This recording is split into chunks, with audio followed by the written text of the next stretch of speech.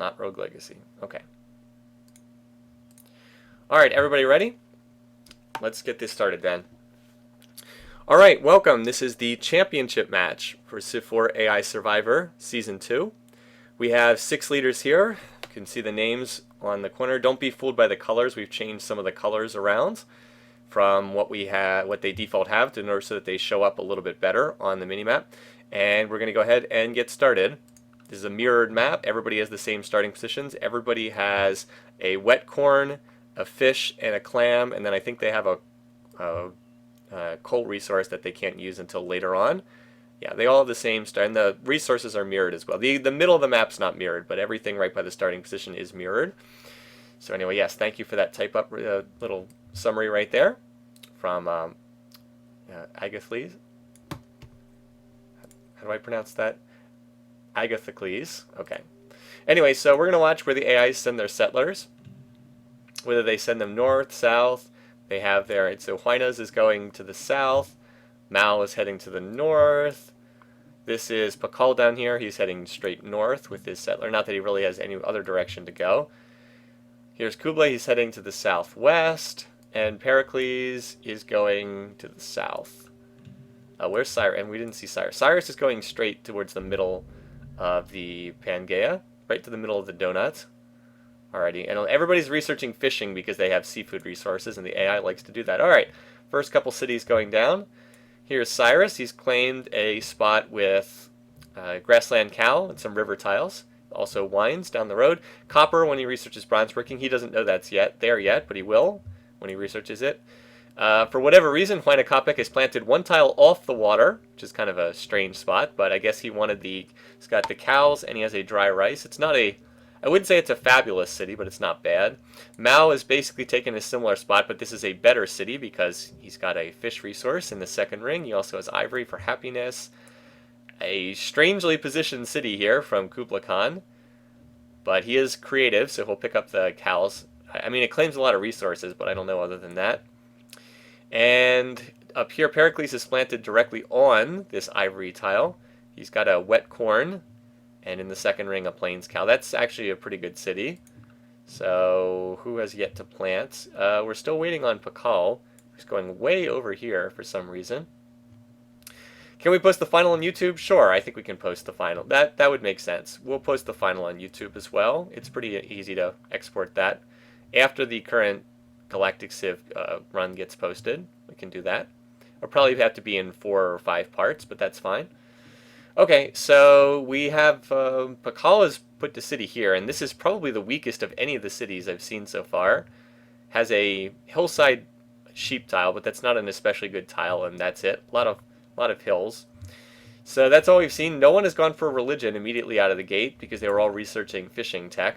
It's not an especially religious bunch here. AI likes to build a lot of roads between its... Look at all this. Already built 3 road tiles in 9 turns. At least Cyrus did connect his... Oh, okay, so he connected his corn and he's got a fish, so he's actually doing pretty well. I think Persia is one of the few civs that in this game that starts with fishing tech. So nicely done by him. Let's see what's going on down here. So Pericles, he, let's see, did similar thing, connected the rice, or no, excuse me, the corn, but hasn't built fish boats yet. Yeah, hasn't built work boats yet. How many thousands of gigs of Civ videos do you have? Not many, because most of the stuff I did for Civ4 was not recorded, but I do have a fair amount. I have an external hard drive, and I store a bunch of stuff on there that I don't keep on my computer's hard drive. It's like a 1 terabyte external drive. Similar thing here, so connected the corn, building work boats. It looks like that's what most of the AIs are doing right now. They have the right starting tech. Oh wait, Inca? Yeah, Inca should have started with mysticism. Why in the world does he not start with mysticism? That's very odd. Oh well, it's not that big of a deal, but I'm surprised he didn't start with mysticism. Probably because we were doing all that monkeying around in the world builder. Yeah, oh well, that's fine. Inca, yeah, Inca does start with... Inca starts agriculture mysticism, so I don't know why he didn't have that. But in any case, he knocked it out quickly, and it looks like he's still going to get the first religion, so no harm, no foul there. I don't sweat the small stuff like that too much. It was probably because we did some weird stuff when we set the map up. I don't know. If that's the only thing that happened, I don't really care that much. it worked out in the end. Alrighty, so the AIs are all mostly doing the same thing. They all built a road to their second city. They all farmed their corn. I guess the openings are a little bit less interesting on this map because they're all mirrored. Normally we're watching the different AI openings, and on this map we can't really do that. Down here, Pakal farmed a grassland tile for some reason. I guess he just didn't have anything for his worker to do while he was waiting. Remember, they all start with 4 free techs on deity, so it doesn't matter that they all start with agriculture, the wheel, hunting, and archery. Yeah, the map setup was let's just say interesting. I accidentally did some strange things. So we have a lot of people who are building settlers in their second city. Look at this.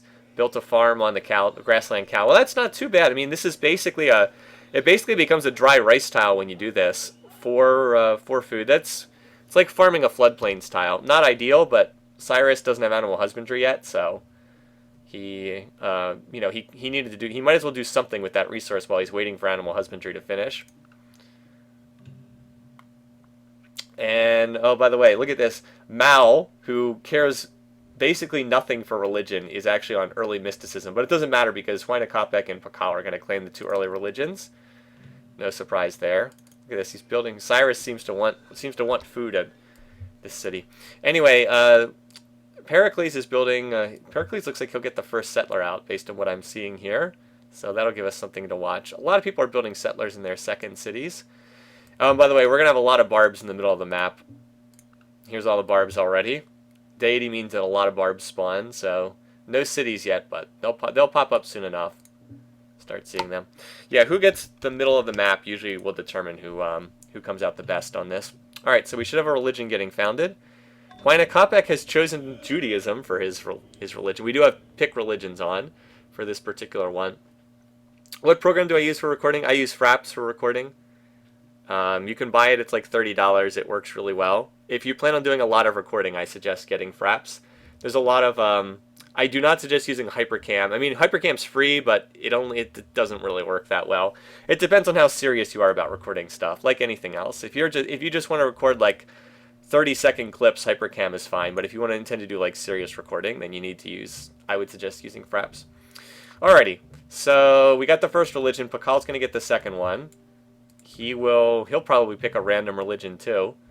So yeah, he'll found polytheism, or he'll found something.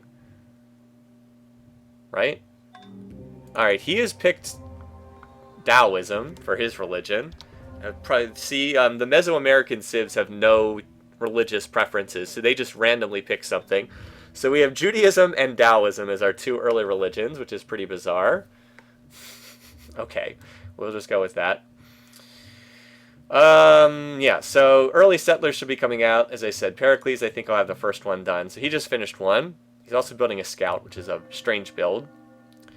And Cyrus is about to finish one. Huayna Capac's not that close. Mal's getting close-ish. Pakal, I do not believe, has even started a settler yet.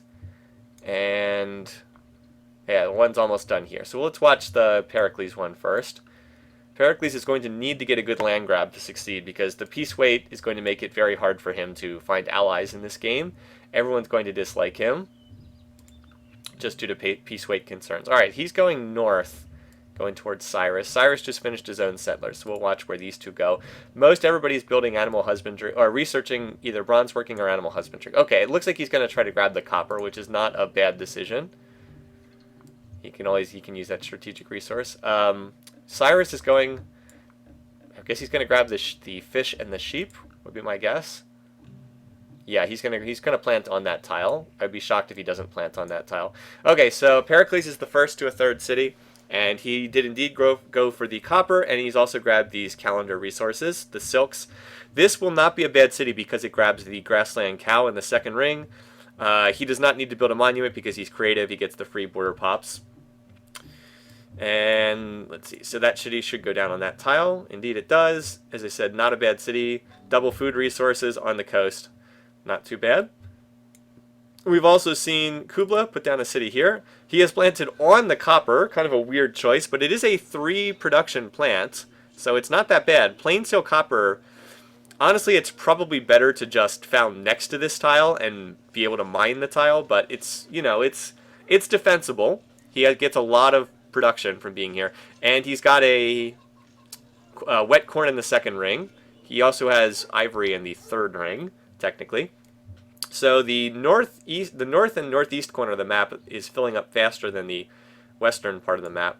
Huayna just finished a settler, so he'll be moving, and Mao is moving out. So Mao and the Huayna are eating some border tension. Pakal is not building a settler, so I have no idea what Pakal is doing. Nobody's expanding towards him, which is going to help him out, but he's still going to need to get out and get some units on the maps, or get some settlers on the map. Twitch delay is atrocious. Yeah, it does that. Huayna is actually, he moved his settler back into his borders. He should just plant like right here and grab these 3 resources. Anyway, it looks like Mao's going to get the next city. So let's see where he chooses to go. Inca, I guess Inca, alright, Inca's shifted up in this direction now. Inca's building terraces. Alright, so Mao has planted... that's a bit aggressive for a city. A little further away from his capital than you'd expect. I mean, it's a good resource spot, certainly. Silks, he's got... he needs to expand borders to get this pig in range. Otherwise, the city has no food. Yeah, seeing weird all through all the dry maps, right? I know, right? It's a very green map here. Alright, so Pakal is finally on a settler now. I wonder if he'll whip that one. Kubla's on another settler. And Pericles has just finished another settler. So Pericles is land grabbing pretty well. We have our first barb city. That's going to cause some issues for Cyrus. Although being Persia, once he hooks up horses, he can take barb cities pretty easily with his immortals. Someone's already attacked this barb city and promoted one of the defenders, probably Cyrus. And so yeah, Cyrus appears to be... confused by that barb city. Any other barb cities on the map yet? Out of curiosity? Nope, just the one so far. Alright, so let's see where Pericles decides to send this settler. It's probably the one thing Pericles did do well was land grab in his opening round games. Alright, so Huayna has more or less planted where I said he should. This is a good city spot. 2 resources and the pigs for food. Not bad at all. This would be a really good spot for a non-creative civ to plant, because you don't need a border expansion to get good tiles. Now, why in the world he's building a monument makes no sense. He could just build a terrace, his unique building granary, and he'd get free culture pops, but whatever. It's the AI, they do silly stuff. Alrighty. So, looking pretty good so far. Off to a solid start already for this particular game. Pakazuma's going for religion. Yes, he is. He's going for a second religion. He does have a very high religious preference, so he's going to found another religion. Pericles is moving in. Okay, look, so Cyrus went onto a settler, and he builds them very quickly as an imperialistic leader, so we'll see how well he can Rex here, as they like to say. Oh, I don't know, I'm not sure I like this spot. This claims very little land. I guess he just wanted the horses. Only thing that makes sense. Anyway, so Pakal grabbed Confucianism. He now has a double holy city here. Confucianism and Taoism. Of course, he's running Taoism as his state religion, so Confucianism is literally doing nothing right now in this city. We'll see. Maybe he can found a third one, get the Hydra, full Hydra going there. Kind of interesting.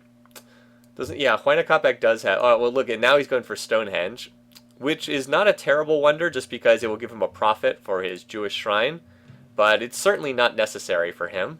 Yeah, he definitely has pottery. You can see he's got the... Well, not only does he have a terrace built, he's also got cottages down already as well. Anyway, so AIs are settling the map fairly quickly, as they typically do. Kublai's got double settlers in production. You know, a lot of these AI leaders have proven to be pretty good at land grabbing, which is why they're here in this championship game. See, Mao's got another settler out too. Cyrus just finished one, so we'll keep an eye on where all these are going. He's apparently just... Oh, now Cyrus is on another settler too. Some of the AIs just sit in place and do not build a lot of settlers, but all of these leaders are doing a pretty good job of getting more cities out. Huayna is actually kind of the slowest right now, but that's because he is building Stonehenge. He's also grown into extreme unhappiness, so who knows what he's doing. He'll probably whip this to completion. Oh yeah, and I believe there's no stone or marble on this map. Hold on. I believe I did not put any stone or marble on this map. Yep. Those resources are missing from the map. There's also no land oil. There's only sea oil, but there's sea oil very close to all the capitals. So they need to research up to plastics tech to get oil, or use the Standard Oil Corporation, whatever it's called. Pericles is in the lead. Hey, he's surprised us before. You know, I think it's going to be a tough game for him because everyone's going to dislike him, but he's proved us wrong previously. Anyway, so there's a settler done for Kublai. He whipped this one. Did he whip another one here? I don't know. Maybe he's already got it out on the map. Oh, no, never mind. He's got it on the map here. All right, he has a settler on this tile and another settler on this tile, so 2 of them done. Have to keep watching them. Cyrus, what happened to his settler? He had one over here. Don't tell me he got it killed by the barbs. Oh, no, never mind. He moved it back into his capital for some reason. All right, I think the barbs are messing with his AI a little bit. So, no, he didn't lose it, but he did move it back into his capital. All right. Pakal, are you ever going to claim a 3rd city? He finished a settler. And there it is. So he whipped Stonehenge to completion here. And yes, the AI will do that.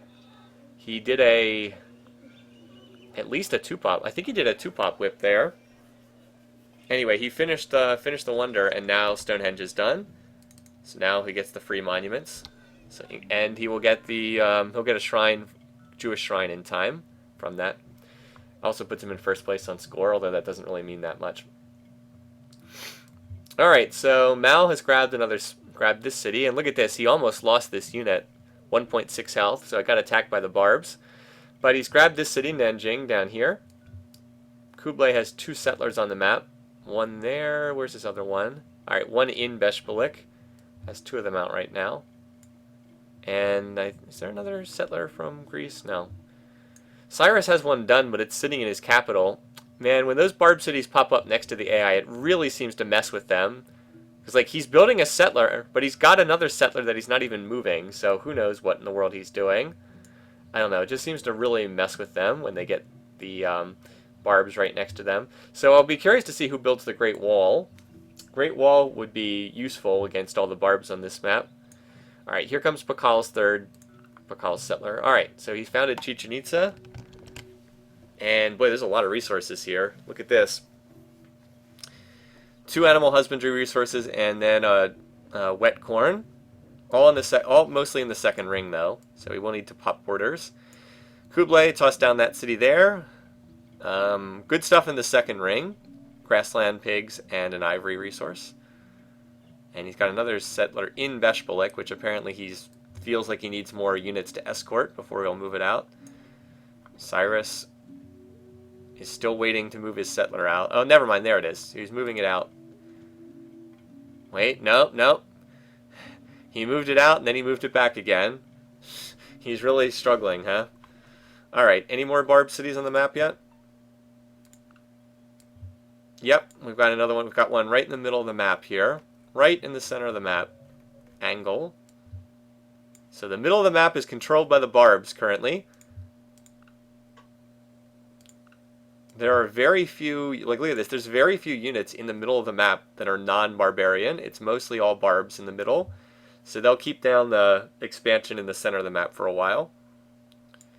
But the AI does have resources, or strategic resources, so they should be able to combat the barbs without too much trouble. Anyway, Pakal's getting squeezed a little bit already. You can see Kublai is grabbing stuff. Anyway, we did have a religious conversion. Mao converted to Taoism, so Mao has picked up the religion of Pakal. Which city did he get it? This little one here. So that may lead them to become friends. I don't know. Pakal seems to be the one getting squeezed the most right now. Cyrus, I don't know what he's doing. That barb city is causing him all kinds of trouble. He still has a settler just sitting in his capital. I don't know what he's doing.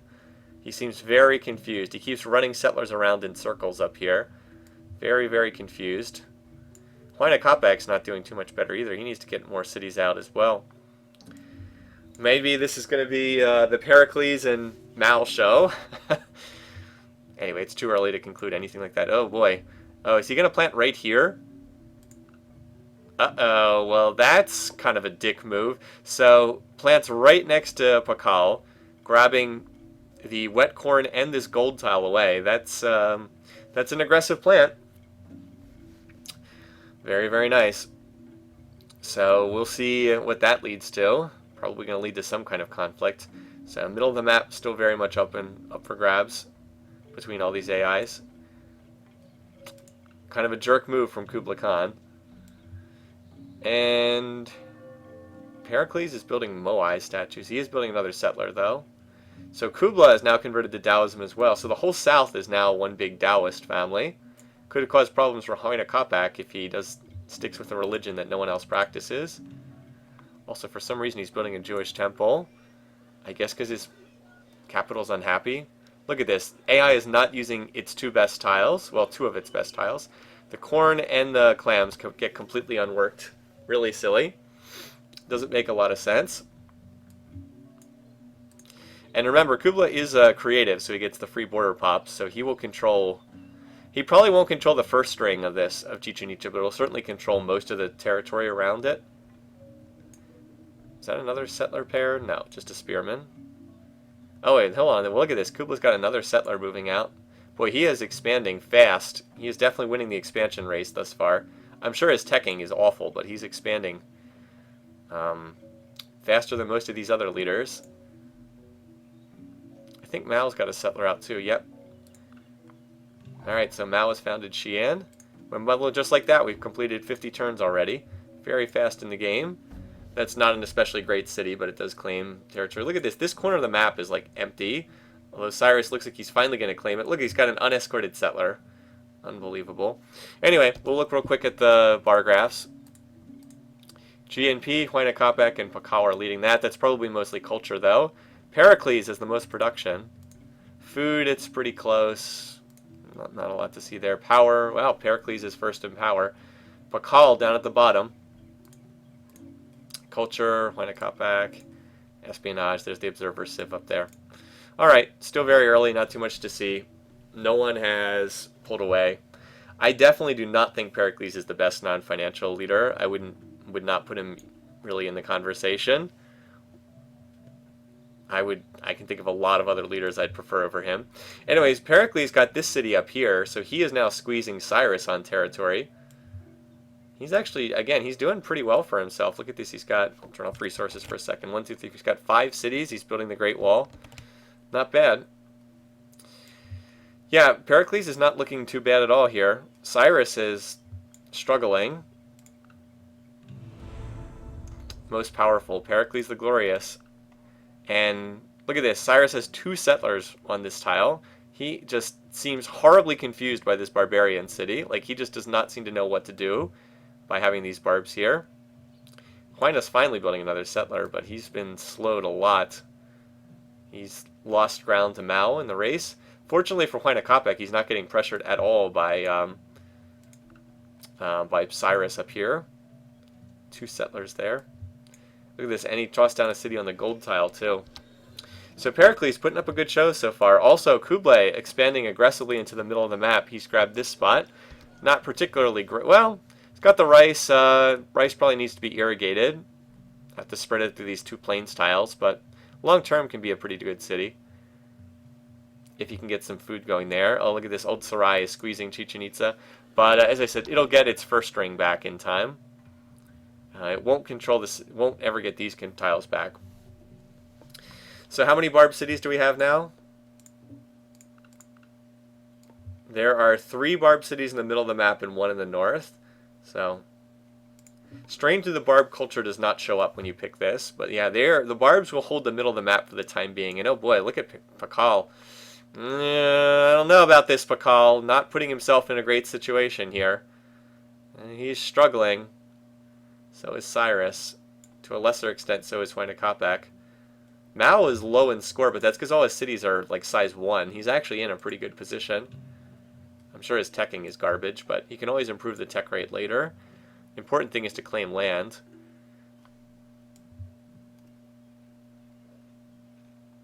Mongols are expanding like weeds. They are indeed. Look at this, Huayna Capac's now going for the Oracle. By the way, do you think he's defended well enough here? Like, look at this. Archer, archer, archer, archer, Quechua, Quechua. It's like, do you think you have enough defense? Seriously, dude. Build the Oracle and use it for Monarchy Tech and Hereditary Rule Civic. He might. It is his favorite civic. But he needs that. He needs that happiness badly. We might see a pretty impressive Great Wall here, too. Like, because there's quite a bit of Greek territory. Anyway, more settlers coming out from Kublai still. Pakal is on double settler duty, but it might be too late. He's probably going to get stuck around 5 or 6 cities. Alright, Cyrus finally got another city. He finally got one up here. Where's his other settler? Alright, so Cyrus is starting to recover. He was struggling for a while there, but I think he's going to get his 5th city down. Any turn now, right here. So Greece did build the Great Wall, going onto the pyramids for some reason. And we have a fairly impressive Great Wall. Well, look at this. Look at the mini Great Wall. We have the Great Wall and the not so Great Wall here. This tiny little segment. It's like, see this territory here? Yeah, this is not protected from barbarians. This archer, no, you are not protected from barbs. Over here you are, but not in. Oh, and the even smaller Great Wall. I didn't see that before. It's just a big C. That one tile. Very, very interesting. Okay. So there we go. And yes, we have the Great Lighthouse under construction for Mao. And the oracles. Actually, Huayno's going to get that oracle sooner or later. Did he finish that settler? He was building one here. He was building one in this city. I don't know if he finished it or not. Oh well. We'll see a city pop up on the map if he finished it sooner or later. Huayno needs to stop building wonders and actually build cities. So he did finish the oracle, and he has taken metal casting, which makes sense. He's an industrious leader. He does have gold. I wonder if hereditary rule might not have been better, though. Anyway, so he's gone off on wonder building. Cyrus is now finally getting more cities out. And he's got another... Oh, look at this. Look at all these units here. All archers, for the most part, and 2 Huayna Capac chariots. So we might have some actions at the Barb City here. Did it get attacked or what? Alright, well, it did get attacked. What attacked it? Oh, Huayna Capac attacked with his chariots. Neither one died, but it'll take them a long time before they can heal. They're going to have to heal up and... So they did kill... I guess they killed one of the archers. I guess. Oh. So Cyrus did capture the Barb City. Well, he lost some archers, but he did get it. Alright, so... Good job for you, Cyrus. So he took a Barb City. That's early in the game for them to take a Barb City. That actually puts him at 6 cities. And all of a sudden, Cyrus is looking way better in this game. Huayna did produce a settler. He grabbed this spot up here. But his land grab has not been that great. He's going to need to get more territory in the middle of the map. So he's on 4 cities. If we want to look at the city count, Inca has 4. Persia now has 6. After being at 3 for ages, now it went up to 6 very quickly. Greece has 6 cities. Mongolia has 6 cities. The Mayans have 3. And China has 5. China's also building a lot of wonders right now. Cyrus doesn't have horses? He should. Oh, they're right here. I mean, he'll have them soon. He just needs to build a monument. Sorry, he just put that down. So yeah, all the AI leaders have access to strategic resources on this map. Alright, so Vakal has finished bronze working. He's also going on to monarchy tech. Get into hereditary rule. Yeah, he just hasn't... He's got a settler here, but as I said, I think he's going to get stuck on about 5 cities, probably. Yeah, alright, so he claims copper, but like, he's really gotten boxed in already by the Mongolians. Kublai's been expanding. Now he's up to 7 cities. He just put down Samarkand here. I guess he wanted the iron resource. It was already in his territory, but I guess he wanted it. Not an especially good city, but I guess better than nothing. So far, not a lot of hatred between the leaders. Kublai does not seem to... Pericles is a lot of cautious, but also a fair amount of pleased. We do have a lot of people with similar peace weight, so it's possible that they'll all like each other for that. No one's lost yeah, well, I still think Pericles is a good choice for first to die. I mean, he's going to be disliked by almost everybody in this game. We'll see. Give it time. Give it time. We've seen a lot of early score leaders that ended up doing poorly. All right, wait until the map fills up, and then we'll see from there. So Cyrus, after a rough start, Cyrus is looking much, much better. He's up to 7 cities now, too. I like his position, and I like Kubla's position as well. I don't like the 3 leaders on the western side as much. Little too much wonder building from Huayna Capac. I believe he just finished another settler. He was building one here in Tiwanaku, but maybe he canceled that build. I can check on the domestics tab. Oh, I think it's down here. Yep. Alright, so here's his settler. He did finish a settler. Alright, so he gets to 5 cities, and that makes his position a lot better. Middle of the map, still pretty open. There's his great prophet. He'll use that for the Jewish shrine. So Huayna Capac's doing okay. I wouldn't say he's doing great, but he's doing okay. That monarchy tech will help him enormously because happiness is his big problem. A lot of these AIs are struggling for happiness. I didn't put a ton of luxuries on the map. So, like, look, lack of luxuries, a real issue. Cyrus has not... Alright, so Cyrus was not able to claim either gold resource. So there's a gold resource between every pair of civs. Cyrus has not been able to claim one of those gold resources. Pericles got both of the gold resources by him, so he's doing well on happiness. And Kublai didn't get this one to the north, but he did get this one by Pakal. And Pakal has taken this one, so Mao should not have either gold... Yeah, Mao didn't get either gold resource either. So yeah, Mao's struggling for unhappiness. He doesn't have a lot of happiness either. It is strange how the AI will just go into wonder mode sometimes. Yeah, they will do that. And, of course, some leaders have a higher wonder preference than others. Anyway, I know Cyrus is dead last in score right now, but that's because a lot of his cities are very small in population. I think his position is actually pretty solid. Although Kublai Khan has just as much territory, and he is much higher in score, so... Wait, he has 8 cities now? 1, 2, 3, 4, 5, 6... Yeah, he has 8 cities now. Jeez, he just claimed this one recently. Tabriz. And he's still building more settlers, too. Jeez, man. He's going to grab the entire map, apparently. Anyway, this city, Mycenae, is relatively new, too. Actually, it's brand new. It was put down this turn. 1, 2, 3, 4, 5, 6. That's 7 cities for Greece. 8 cities for Mongolia. 7 for Persia. And then 5, 5, and 4. Yeah, the civs on the eastern side of the donut are definitely doing better. I guess that's just random. Here's our first open borders request. Sure, sounds like a deal. We'll deal with that. Just don't ignore us down here. Angry Red Inca, or Angry Red India down in the corner.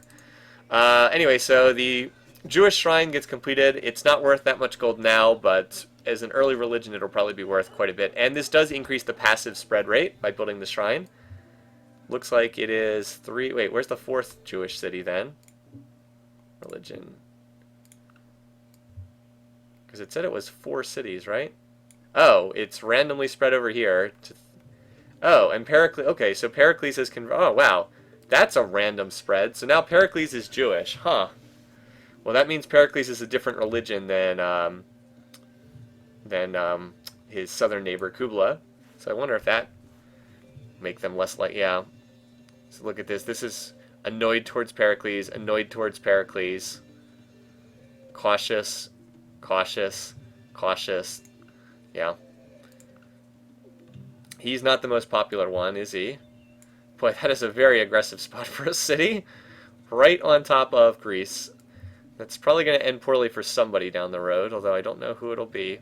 Guess we'll have to wait and see. So Mao got a lot of early settlers, but he kind of stalled out since then. Probably because he was building those wonders. He is going to get the Great Lighthouse, but he's kind of stalled out here.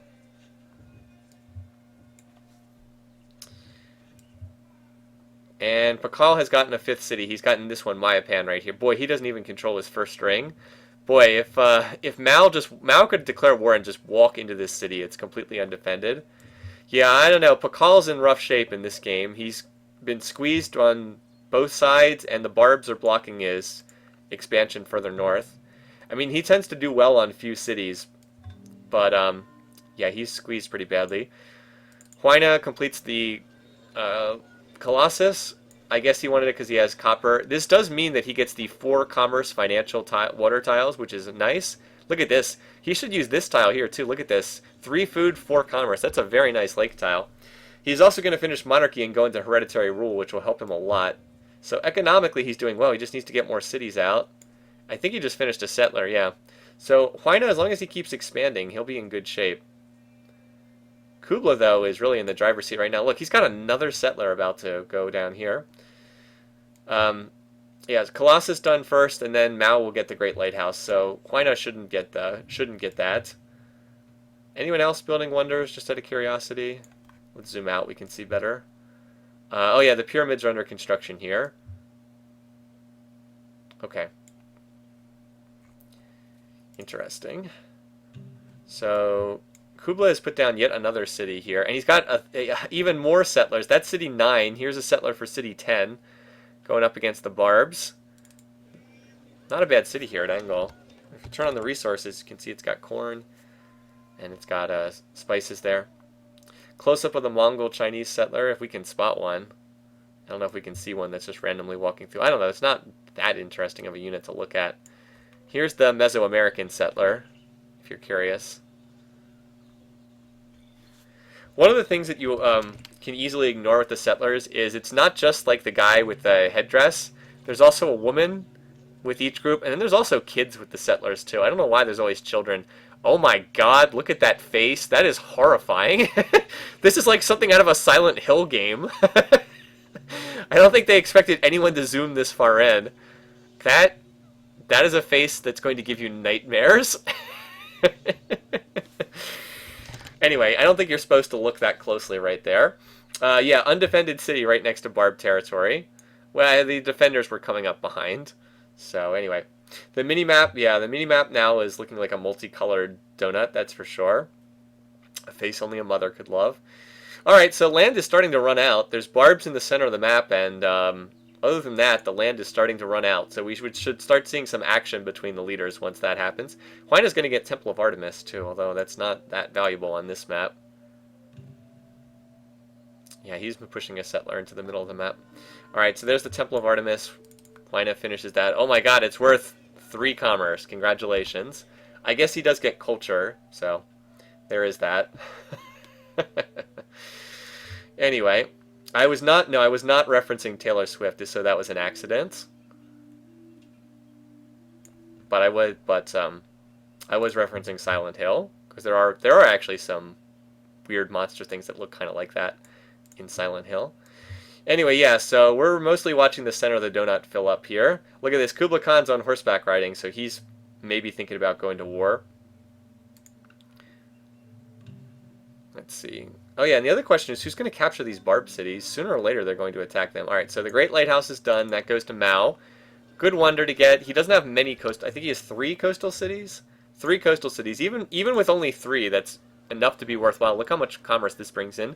So this is why the Great Lighthouse is way, way, way better than the Temple of Artemis. Especially Temple of Artemis in a landlocked city. I don't know, I guess he gets a free priest, so whoop-de-doo. Congratulations on your free priest.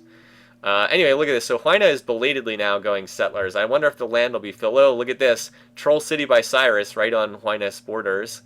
That's territory Huayna Capac really should have gotten. So, yes, another city for the Persians. That's their 8th city. And I believe the power rating of some of these leaders is starting to go up. Yeah, 9 turns to... a couple more turns to Kashyyyks. That's right. Now, I know there was a settler over here somewhere. Huayna Capac did have a settler. He didn't lose it to the Barbs, did he? Domestics. Maybe he did. I know he had a... Oh, wait, no. Did he... Oh, he just put down this city. Duh. I was like, wait, where is this city? There was a settler, like, right here. What did he do with it? It's like, okay, he planted this city. That's a pretty good spot for a city. Especially because if he gets some culture in here, he might even be able to flip this city if it gets captured. Alright, so Huayna Capac put down his 6th city. If you're wondering why so much focus on Huayna, it's because, like, 75% of the predictions have him winning, and that includes me. So I'm trying to keep a close eye on what he's doing. He can. Oh, I wonder if he'll be able to claim this gold resource. That's a pretty good... whether Cyrus or Huayna gets this gold resource actually is pretty useful. Huayna already has a gold resource, but he could deny it to Cyrus if he gets up there quickly. Anyway, 3 Barb cities left. That's going to be it. Yeah, Cyrus goes full Troll City. Nope, still has not claimed the gold. Still waiting to be claimed by somebody. And It's still sitting there. I expect that one of these settlers from Huayna Capac will probably go up there. Unless Cyrus has another... He might have a settler out. Hold on. You can check with domestics. No, I don't think he has any settler. Why is it this? Is there a set? Oh, he's got a settler here. This is where he's going. Okay.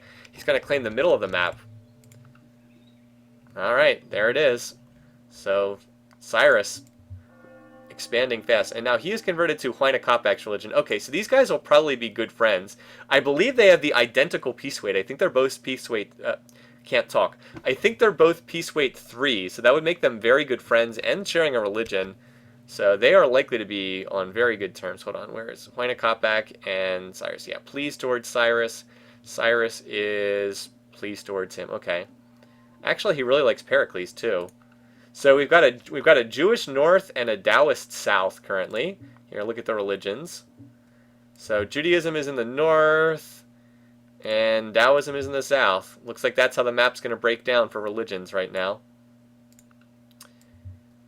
At least for the moment. There's only one Jewish city in Persian territory, so that could change.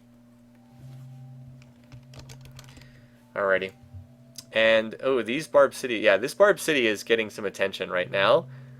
Huayna Capac is building spears, apparently, to attack it. I don't know why he doesn't just send axes there. Alright, so he just killed one of the Barb defenders with a spear. Look at this. He's got a combat 3 spear trying to take this. But he could also knock down to one archer and then have the city get stolen by Cyrus or Pericles or one of these random units camped out here. Up here, we've got some Pakal archers trying to take that Barb City. And how about this one? Oh, look at this. This city's getting attacked by swords, so Kublai's going to get this city too. Those swords, well, sooner or later they'll definitely attack. Oh, it looks like somebody attacked with a spear. Or somebody attacked and promoted this defender. So, Barb cities are going to disappear. We won't have barbs for much longer on this map. And Huayna has connected his wines. See, like Huayna Capac with those wines, with the forge on the gold tile, and with hereditary rule civic, which I'm sure he's going to pop into. Is he in it? Has he popped into that civic yet? Nope. No one's jumped into that yet. These guys really should revolt into hereditary rule civic. They have so many units. Like, look, he's got 4 units here. Or 3 units. One of them is a settler. Alright, I really don't think that these units are that much to look at. These aren't particularly interesting units in my opinion. The chariot is a guy in a chariot, and the spear is 2 guys holding spears. If you're really curious. I wouldn't say that these are... By the way, note, so this is a unit that came out with the Beyond the Sword expansion. They were, of course, spears in original Civ4, but they didn't have different skins for different nationalities. So notice that this is a lot more detailed than that settler, which was like when Civ4 originally came out. So they did make the units more detailed as they added on. Alright, so I'm still waiting for this. You know, if Kublai doesn't attack this soon, then Pericles is going to slip in and attack it and capture it for himself. Alright, so there's only... Alright, oh, look at this. There's one archer with 0.9 health left. So who's going to get this? Will Pericles steal it? Will Pakal steal it? I don't know who moves first in turn order because we shuffled it around during the map setup. So anyone could probably get this city. Even Pakal could get this one. Who's going to grab it? Pakal! Pakal grabs the city in the middle of a map. Alright, so Pakal gets that one. He needed that one badly because he does not have a lot of territory. He is slipping in some little cities. Like, technically he has 7 cities, but he has, like, no territory here. Mao is still stuck on 6 cities. He kind of got stalled out on territory. Huayna is founding more cities. I don't know why he put this one down. 1, 2, 3, 4, 5, 6. He's at 7. For some reason, no one... Alright, I was going to say no one's claiming this, but Huayna Capac's claiming it with an undefended set. Oh, God, look at this. Look at that stack. There's a lot of units here. So who's going to get this? Cyrus, Pericles, Kublai. Someone's going to get this city. Alright, Kublai gets it. He claims that one. So there's only one Barb city left on the map now. Huayna's got a sword outside that one. And so Huayna does claim this gold resource. For all his territory, Cyrus didn't get either gold resource. He's got a lot in the middle of the map, though. Like, he went straight south with all his units. Or all his settlers, excuse me. So Greece is done. Greece is out of room to expand. 1, 2, 3, 4, 5, 6, 7, 8. 8 cities for Greece. Persia's I guess not technically out of room to expand, but 1, 2, 3, 4, 5, 6, 7, 8, 9. Not bad. Mongolia, 1, 2, 3, 4, 5, 6, 7, 8, 9, 10. And yeah, China and the Mayans got squeezed the worst, I think, here. Colonel Gaddafi still holding on.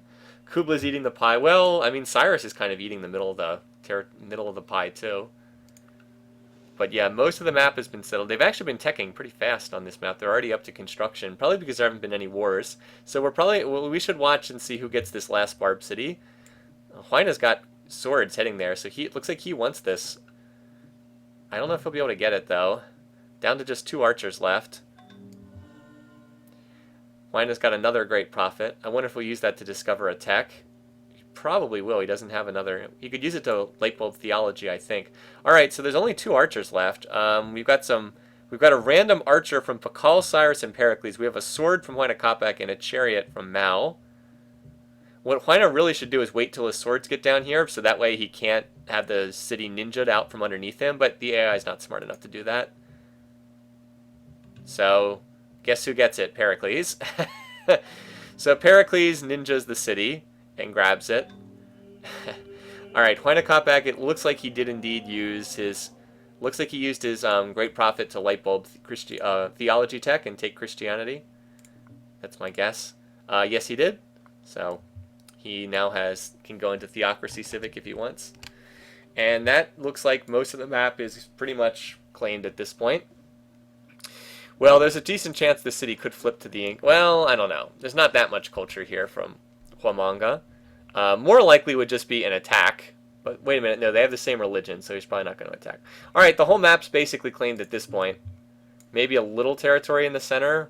People can like cram in troll cities on the borders, but mostly the land's claimed right now. That means we're probably going to see some fighting soon.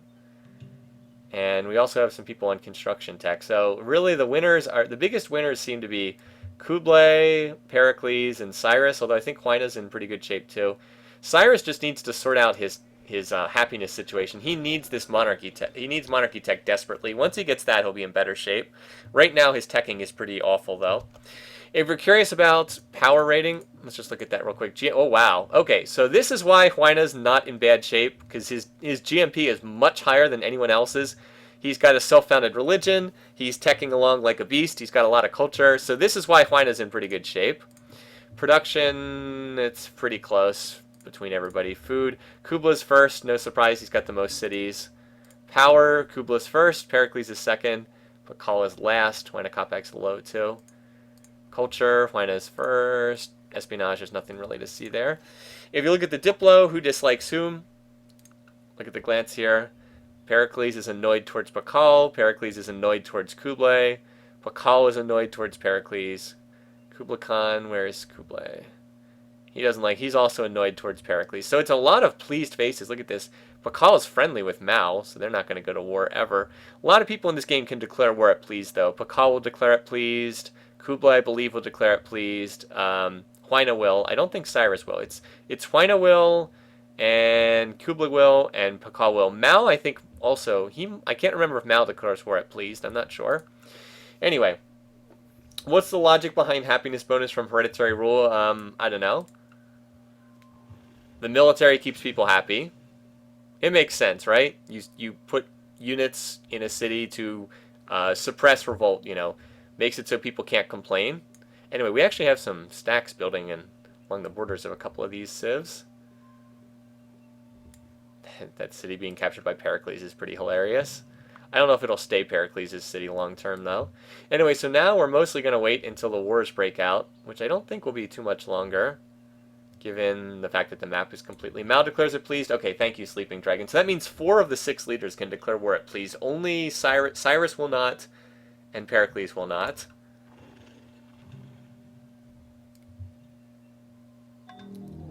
Buddhism has been founded. That must be that's the Code of Laws religion. Was that also Huayna Capac? No. Oh wait, no. It's Buddhism that just got founded. Okay, yes, it was Huayna Capac. So he has 3 self-founded religions now.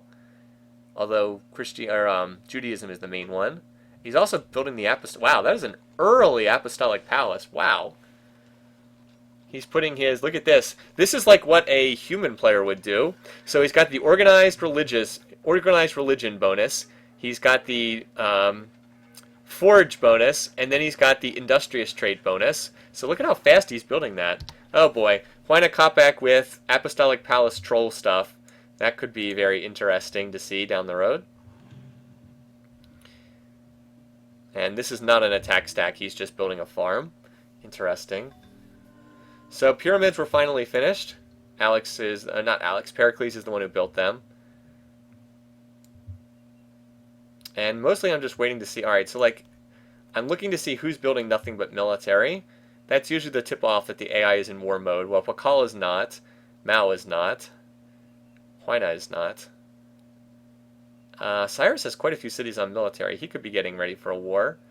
Cyrus and Kublai are the most likely right now.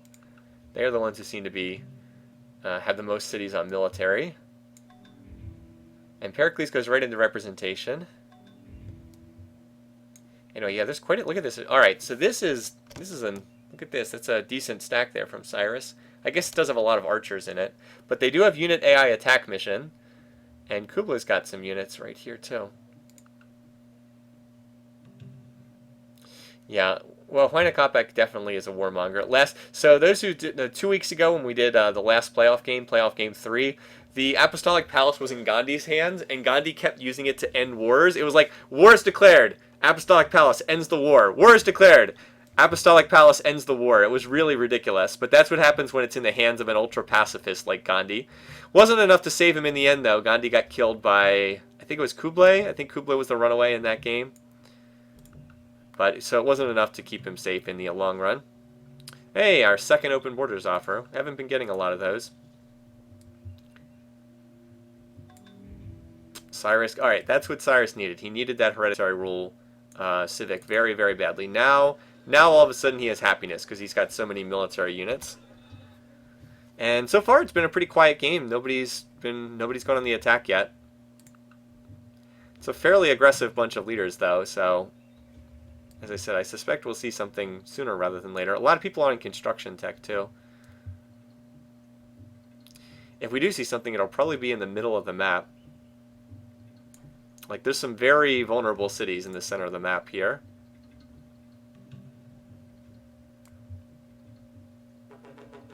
Well, there we go. I said we were probably going to see something soon, and there we go. Alright, so first war of the game. Kublai declares war on Pericles. And if you're wondering why we have Pericles for first to die, well, that's one of the reasons why. Alright, game details. War number 1. Now we got something to watch. Very, very good. Good timing there, right after the map filled up. Alright, so the Apostolic Palace was finished. It is Jewish. You can see getting the bonus from the temples already. This means that Huayna Capac will be ready to troll people with Apostolic Palace resolutions. And Kublai, where does he have his attacking force? I don't see much of an attack stack, but he still went to war anyway. I don't know. He doesn't... I don't know where he... I guess he just decided he wanted to attack. If this is his attacking force, it's pretty sad. Well, anyway, we'll watch what's going on. Mongols first. Yeah, the Mongols tried to break through the Great Wall. That's true. Well, you know what? No matter what they do, they're never breaking down this wall, because this wall is impregnable. The giant sea. There's no way to get around this. This forest, you're not getting to that forest, baby. Anyway, so let's see. Yeah, I'm a little surprised that Kublai didn't have like a huge stack ready to go. All right, looks like he's assembling it here.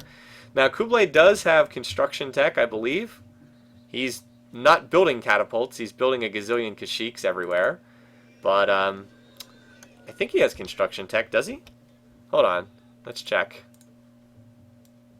All right, no, he doesn't. All right, I'm wrong. I thought he had construction tech. He does not. He's just building a gazillion kashyyyks everywhere. Lots and lots of kashyyyks all over the place. So if you're curious about what this unit's abilities are, because we have seen them in a previous game, but I know not everybody was here. So let's pull up this unit. It's an upgraded version of the Horse Archer. So here's the normal Horse Archer. See, Horse Archers are strength 6, 2 moves. By the way, Horse Archers are really, really, really good units. Not so good in single-player games because the AI just defends everything. But in multiplayer, Horse Archers are incredibly powerful. All of the 2-move units are incredibly powerful. Horse archers are great, great units. Anyway, so they upgrade to, they're replaced by the Kashyyyk. So, as I said, strength 6, 2 moves. They get a bonus against catapults, chance to withdraw. Here's the Kashyyyk. They get a first strike, which normally you can't get on a mounted unit. And the big thing is they ignore terrain movement costs. They can run right over forests, over hills. They move over them like there's nothing there. So the first strike is nice. Very good against archers. And they can move over terrain. So it's quite nice. Anyway, so no real action just yet, but this will put both of them in war mode. And the real question is how much longer until someone else joins this war on one side or the other. Yeah, now they're furious towards each other. Look at that. Spoils the relationship. Alrighty, so how do people feel about Pericles? Well, Bakal doesn't like him. Mal is cautious. Cyrus is cautious. The only one who likes him is Huayna Capac. Oh, look at this. Apparently, here's something we miss because we're not part of the Apostolic Palace. We can't be or else they can win the religious victory. Apparently, Pericles voted for Huayna Capac, so he likes him. Alright, how about Kublai? This is how people feel about him. So Bakal likes him. Mal likes him. Cyrus doesn't like him that much. Cautious. Huayna also cautious. Boy, I wonder what would happen if Cyrus plowed into Kublai Khan here. That would be interesting. Well, anyway, so this war is, these two are pretty even. Should we say no just to get angry, Pakal? Watch. Oh, we didn't get angry, Pakal. Never mind. I guess it has to be a demand. Yeah, so Kublai and Pericles are pretty evenly matched from what I can see here. Maybe one of them can beat the others, but the main way this war would be decided would likely be if someone else jumped into this war, so it was 2v1 against one of the two. Yeah, cautious at -4. Well, that's peace weight for you. Peace weight has an effect as that effect. Anyway, so, oh, we should check who's stronger in military power. That's the other thing to check. I think it's pretty even. All right, so Kublai's ahead in power, but it's not that big of a difference. Look at that. Pakal, Huayna, Mal, not a lot of power. Cyrus has the next most. So remember how Cyrus was last in score, and I kept telling you guys, Cyrus is in good shape. He just needs to get happiness. Now he's gotten happiness, and look, he's jumped way up the scoreboard. He's up near the leaders. So again, early score is not... Excuse me, early score can be very deceptive. Don't put too much faith in early score. These cities need to grow from Huayna Capac. I guess he was trying to win the cultural battle here, which he's not going to win because this city has the Great Lighthouse. I don't know, with 2 cities pushing here, it'll probably be okay. Ah, where's the food? Where is the food? Gotta build that lighthouse. Anywai, so keep an eye on the war, that's the main thing. We've got... Yeah, Mycenae I don't think is going to fall anytime soon. There are spears on defense to protect against the Kashyyks. Kublai needs catapults if he's going to break through, which he is not researching. He's researching Calendar. That's a good choice. I mean, Calendar's not a bad choice for him because he's got a lot of... He's got 1, 2... Actually, he only has 2 Calendar. All right. Oh, no, yeah, he's got spices and silk, so he has 2 happiness resources there. So not a bad choice. Increases happiness level by a solid amount, but he won't be breaking through and capturing Greek cities unless he can get construction. He could probably go for this... Well, actually, that city's pretty well defended. And there's quite a few Persian units up there. Everybody, look at this Calendar. It looks like Calendar and currency are popular techs.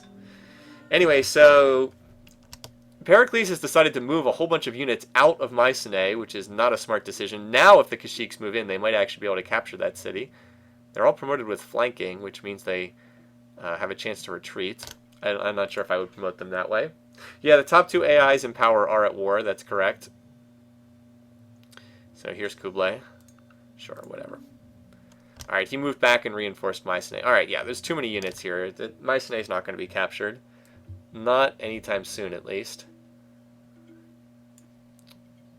Even, oh wow, that's, well, I don't know, man, that's a lot of Kashyyks. That is a lot of units there. A lot of units on both sides right now. He's the worst enemy of Pakal now. Like, seriously, what did he ever do to Pakal? Ooh, angry Pericles. Ah! -1, you refused to help us during wartime. So Mal finished the Hanging Gardens. It's not that useful of a wonder for him because he doesn't have that many cities. He only has 6 cities, right? 1, 2, 3. Yeah, he only has 6 cities. Mal's not in a particularly great shape in this game. It does feel like it's going to be decided by the eastern civs. Look at the, so like the middle of the donut's like right here, but like look at the eastern civs. They're like all stretching past the east side of the donut. Like they're beyond the 50% mark on here. The western leaders just didn't get that much.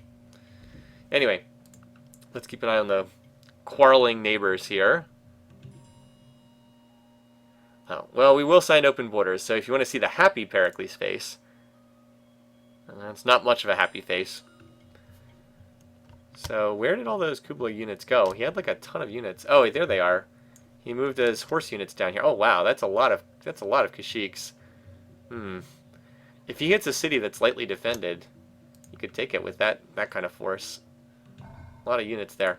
Anyway, it's turn 100. Game's going pretty fast so far. That's a lot. How many units does he have on that tile? They're not grouped together, so I can't tell. A lot. Looks like about 15 units. So Pericles is moving a little stack around too. Now Mycenae has almost nothing in it. Where did all those units go? I guess some of them moved into Mongolian territory and died.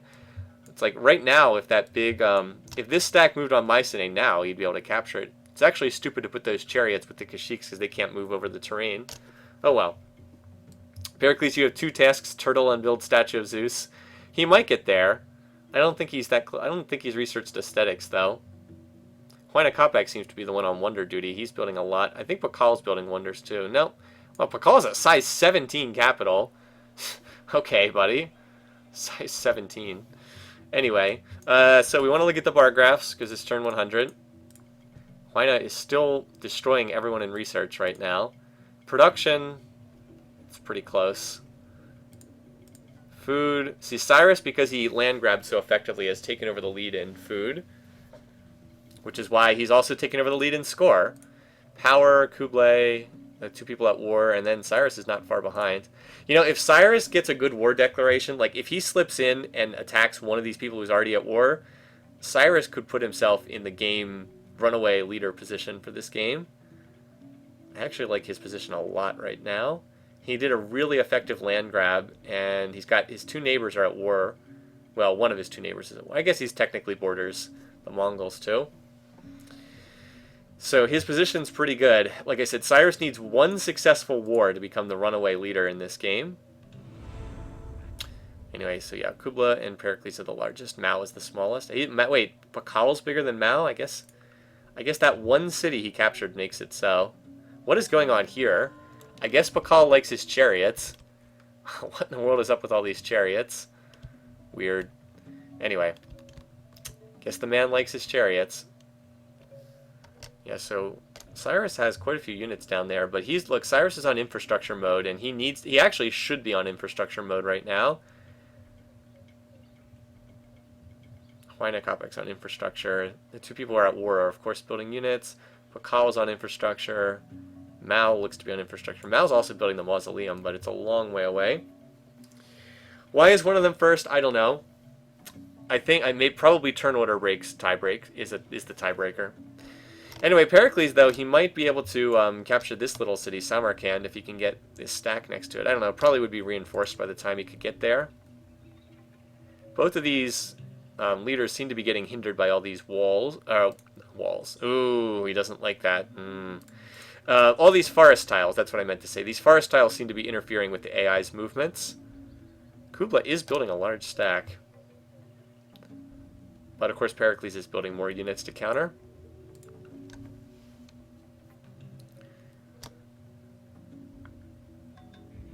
Alright, so this stack might actually be able to do something, but it depends on what city it goes after. It's an awfully big stack, but Sparta does have city walls. I don't know, it depends on how well this city's reinforced. If it's not reinforced, the city could get captured. Does Kubla... Alright, Kubla's about to finish construction. That's the tech he needs to build catapults. Alright, so we've got standoff down here. This city... Alright, so the catapults are bombarding out the defenses here. But look, there's only one... So here's a poorly constructed stack by the AI. Look at this. There's 4 catapults, but there's only 2 chariots and a spear. There's nothing to actually attack. Well, then never mind. There's another group. If these 2 combine together, it works out. But otherwise, it's not going to be enough. Alright, that was so dumb. Why didn't he combine these stacks together? Went in, attacked, every unit died. Pericles just got destroyed in that fighting. Chichen Itza was finished. That was done by, wait, did Huayna Capac finish both of those wonders? I believe he did. Hold on. I think those were both, yep. Chichen Itza and Hagia Sophia. Neither one's that critical. Chichen Itza makes it a little hard. Oh, he's going for the mausoleum now. And he's definitely going to finish it before Mao does. So Huayna Capac is just like wondering it up right now. It's a shame for him he didn't get this city. His position would be a lot better if he had managed to grab that city. Just that one more city to extend range into the middle of the map. Anyway, so yeah, a lot of fighting. No definitive. Actually, Kubla won a major battle here too. It looks like he killed a fairly large stack here. If he's smart enough to stop and heal up before advancing, he might be able to do something with that. Where is he going with this stack? I don't know, but they should be healing. Alright, looks like he's lost that. So both of them are trading units. No territory changing hands. Hello, except it looks like Kubla's attack here. Alright, now I know this is the AI. I know the AI just does stuff randomly, but let's pretend the AI is really smart here for a second. Kubla sent this suicide squad in as a feint to draw defenders away from Mycenae, and now he's got a huge stack here, and Mycenae is his.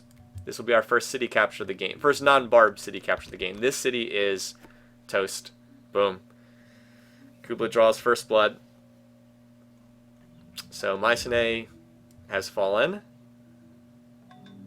So while Pericles was cleaning up this particular stack, he had that city captured out from under him. Alright, so that's a nice pickup, obviously. 1, 2, 3, 4, 5, 6, 7 cities left. Against 1, 2, 3, 4, 5, 6, 7, 8, 9, 10, 11 city. Yeah.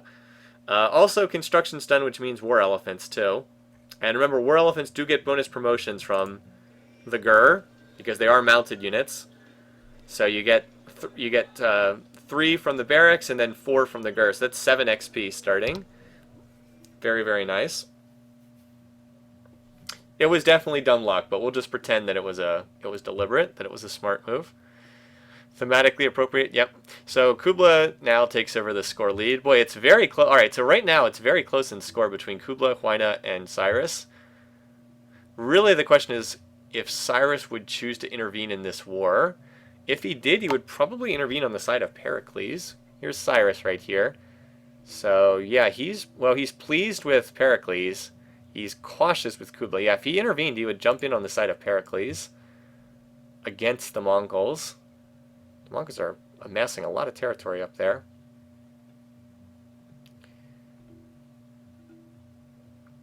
So most everybody's peaceful. It's just this one war. Alrighty. Let's see how much... Oh, wow. Apparently Kubla's not satisfied with just that city. He's going on to Thebes here. I don't think he can capture it, but... I don't know. There's not that much defending Thebes. If he could get there fast enough before reinforcements can arrive. Now, probably Pericles can reinforce that city. But, I don't know. Get there quickly enough, get some good dice rolls. Alright, never mind. He pulled back. He chose not to push forward. He pulled back. Chose not to attack. Alright, so the mausoleum's done. I believe that was Huayna. Yes, it is. So he did build the mausoleum. Boy, he's got a lot of culture going. A lot of culture going in that city. He's also finished feudalism now because he's building longbows. So the teching is really strong for Huayna. He just doesn't have that much territory. Pretty sure he's the tech leader right now.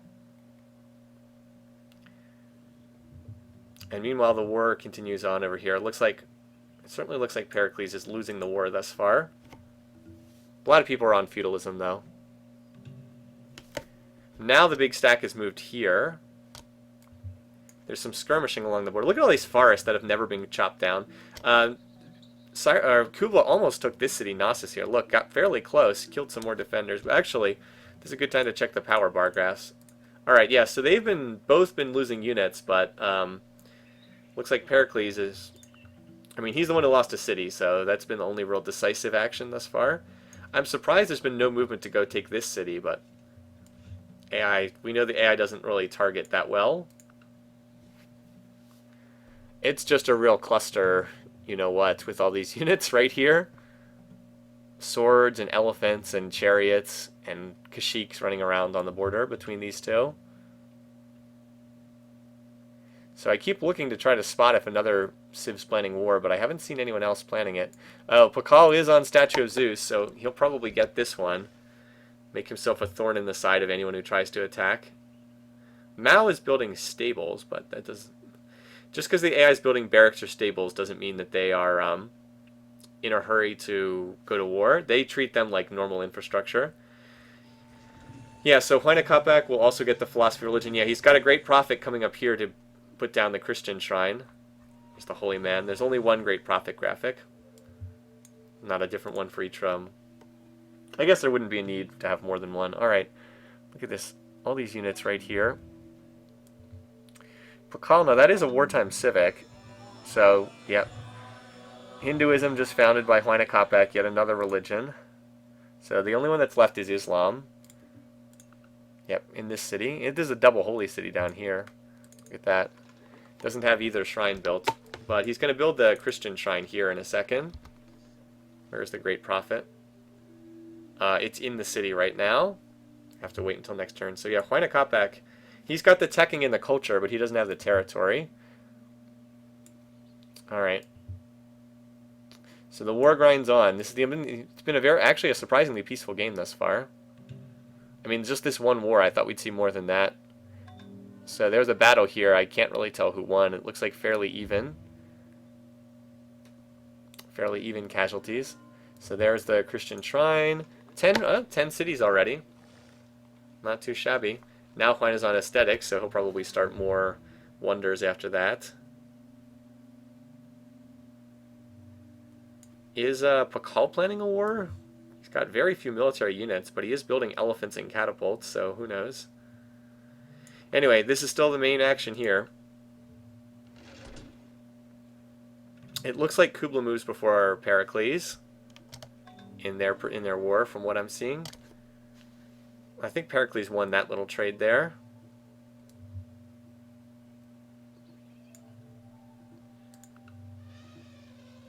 Yeah, so Kubla moves first, followed by Pericles. It's kind of shifted away from down here, hasn't it? Cyrus did just go into a wartime civic, but again, that doesn't... Oh, well, look at this.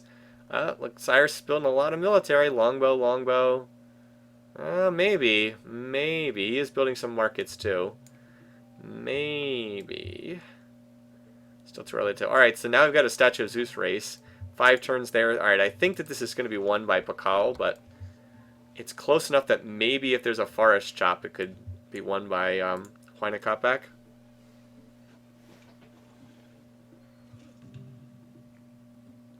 And it's still very close for the score lead. Look at these 3. Pakal has actually passed Pericles in score now. Alright, so Statue of Zeus was finished. Wait, no, it wasn't done in this city. Wait, did Huayna Capac finish that? Oh my god, he whipped it. Oh, wow. So Huayna did finish it. He whipped it. He did like a 6-pop whip or something. So Huayna steals it out from Pakal. Interesting. So now he has the mausoleum and the Statue of Zeus. And a whole bunch of other wonders, too. Interesting. Yeah, Cyrus and Huayna Capac now have shared religion, same peace weight, and are both in each other's favorite civic. So they're going to be very happy with each other. Yep, there it is. Friendly. And I'm sure it's friendly on the other side, too. Yep, friendly and friendly. So the two of them love... Also, Kubla's friendly towards Mao. Pakal's friendly towards Mao. And friendly towards Kublai. The only one Pakal dislikes is Pericles.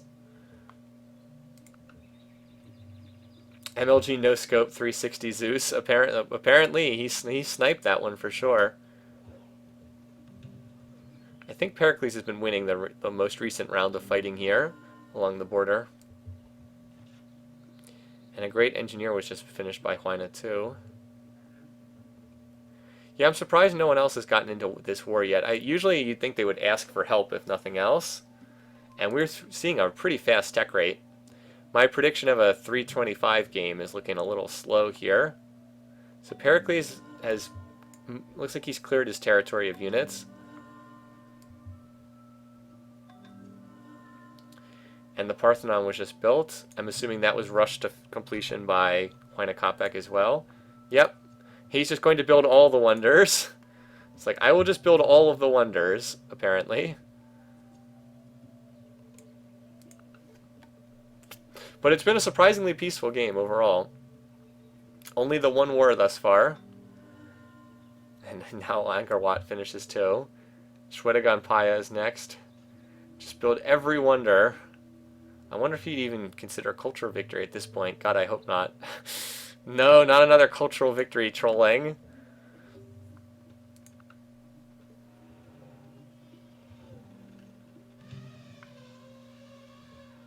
So here's the struggle right now. I don't think that this is enough Greek units to crack Mycenae and recapture it. So Mao just got a great engineer. Maybe Mao will use this to snipe a wonder. I don't even know how he got a great engineer. More great generals being born. So there's quite a bit of fighting between Pericles and Kublai.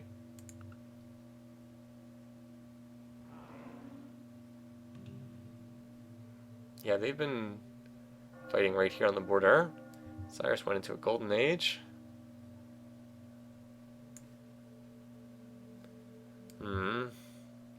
Nope, looks like Cyrus is content to build right now.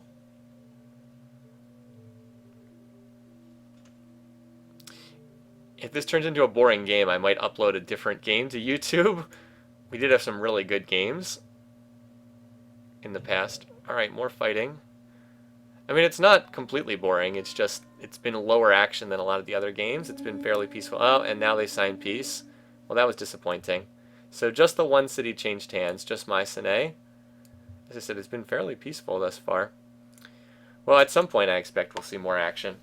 It is a close race for first. I will say this, it's a close race for first. Look at this. We have 3 leaders very close to one another in score. Very, very close. Just like to see more action, that's all. No leader's as bad as Ragnar in peace weights, that's true. They all do have similar peace weight. That's probably contributing to it.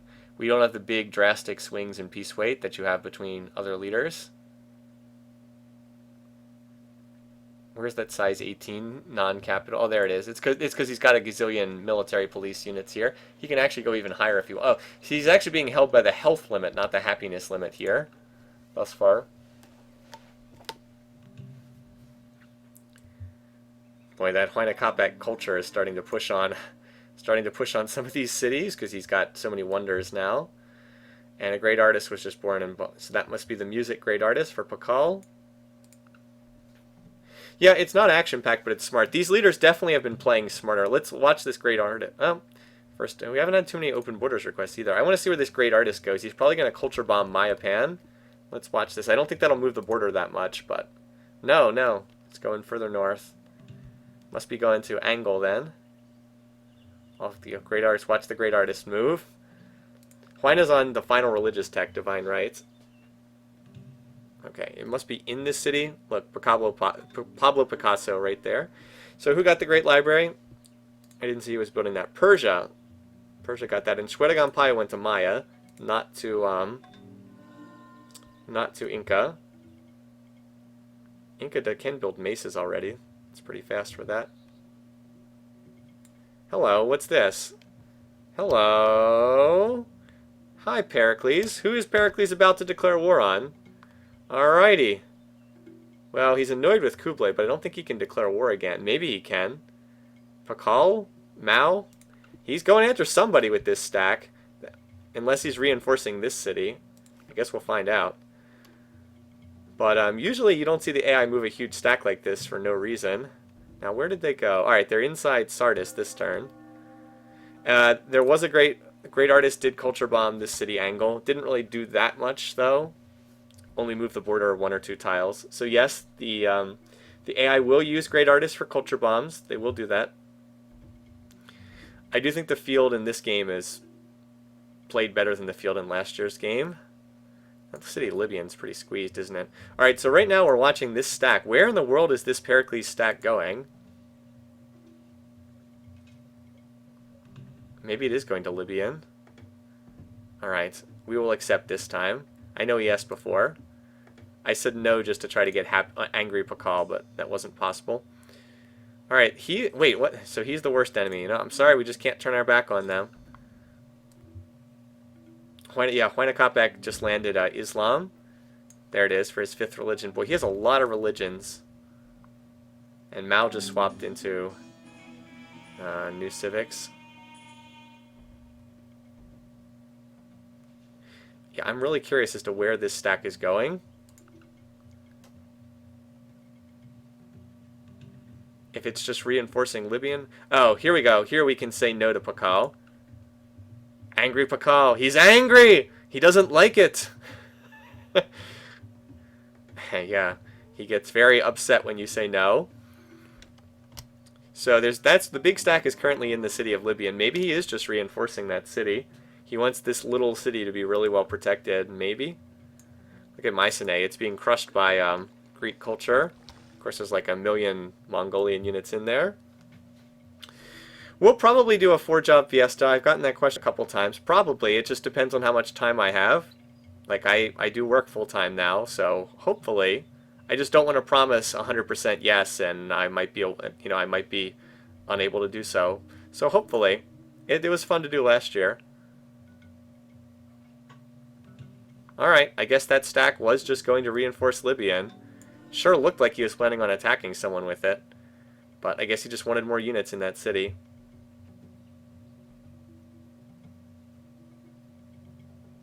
So now we have castles going up. Spiral minarets under construction. But we haven't even seen the Apostolic Palace do any crazy trolling stuff yet. And Pakal's culture, yeah, thanks to that culture bomb, he's actually opened up like a... Remember how this city was like surrounded by other culture? Now Angle like is pushing back against all its neighbors. So Pakal has actually done okay for himself here. Anyway, but these are pretty quiet turns. Nobody's at war. A lot of infrastructure. Relatively quiet, at least for the time being. Pericles keeps moving units around in Cyrus territory. Who just built Notre Dame? China. You know, those Gothic cathedrals that are all over China. So that gives extra happiness. Although I don't think Mao really needed more happiness. Yeah, he's pretty good from hereditary rule happiness. Do they have a tax city? Oh yeah, you're right. They do have a tax city. So why are they over here? That's a good question. They do have a tax city unit AI programming. That means that they should be, well, attacking something. Huh. Weird. Maybe they were intended for Kublai and they couldn't declare war because the 10 turns weren't up yet. Anyway, Mycenae was given back. The AI does this. They'll capture a city and then they just give it back after they capture it. It's so dumb. So all that fighting ended up achieving nothing. I guess the main thing it did was it slowed down Pericles and also Kublai. So that was pretty silly. All that fighting, captures a city, just gives it back afterwards. I don't know why they do that. Yeah, look at that. There's more unit AI attack in here. He's sending these horse archers, too. Well, sooner or later they'll do something, I guess. In before Pericles attacks. That could certainly happen. Huayna Capac seems content to just do religious stuff. Cyrus is happy to just sit there on infrastructure. Mao has done nothing the entire game. I guess he's building some Choco news, so maybe we'll see some action from him. And Pakal is small and non-threatening, so it's not been the most interesting game. Tipu was born again. Cyrus is on Guild's tech, so if he upgraded to Knights, he could really do a lot of damage to somebody. Yet another great prophet, so we'll see another shrine out of Huayna Capac. Cyrus and Huayna seem to be starting to establish a little separation from the other leaders. Although I do think Huayna Capac needs more territory long term. Cyrus has a decent amount. Boy, it's been a quiet game, hasn't it? Great prophet Amanda. I mean, if there's not much happening, we'll just cycle through the turns faster. Huayna's already on education. Alright, so look at this. We just had upgrades. Cyrus just upgraded all his horse archers to knights. So we've got the, like, eastern-looking knight here.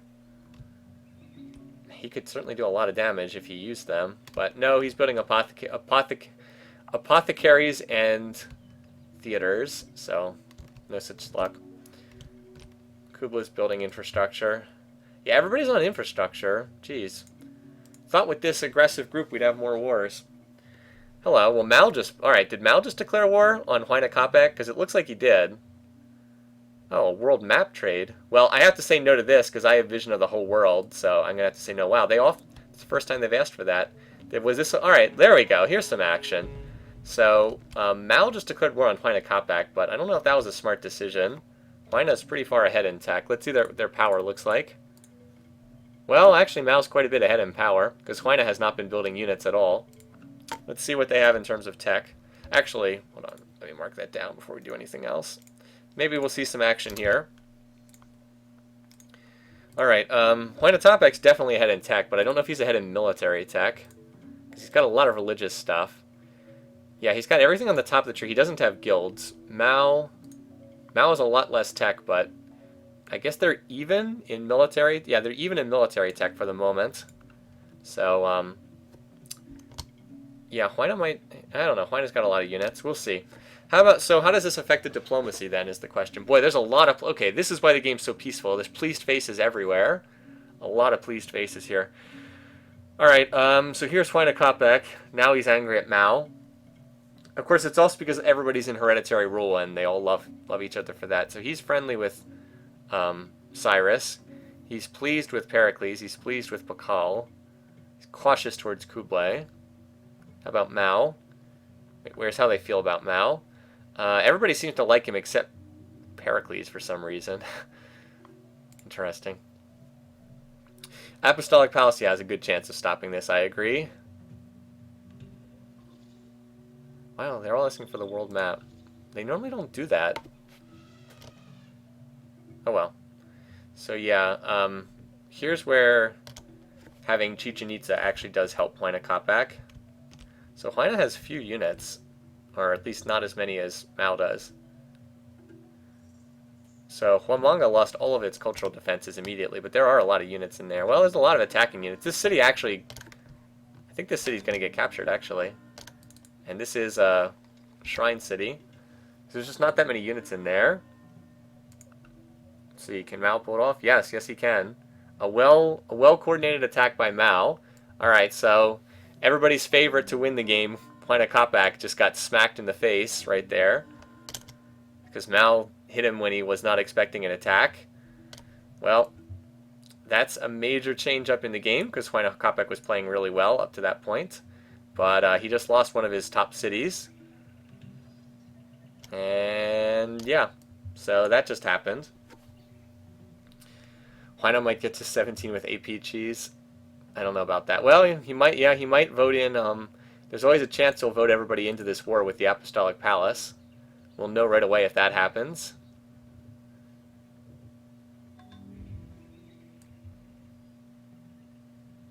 But not on this turn. Mao for diplomacy. So now this next attack's down here at the other border city, at Kori. Although there's not that many units there. But look, the attack's continuing. The thing about those Choco News is all that collateral damage they deal, really nasty. We could see Huayna getting chopped up here if he doesn't respond to this appropriately. He does have pikes now.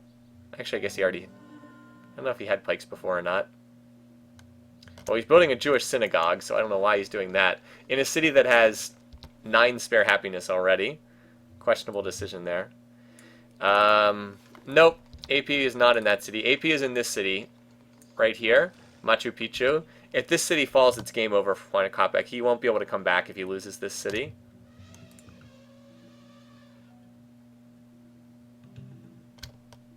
Got a lot of pikes in there, though. He might be able to hold this one.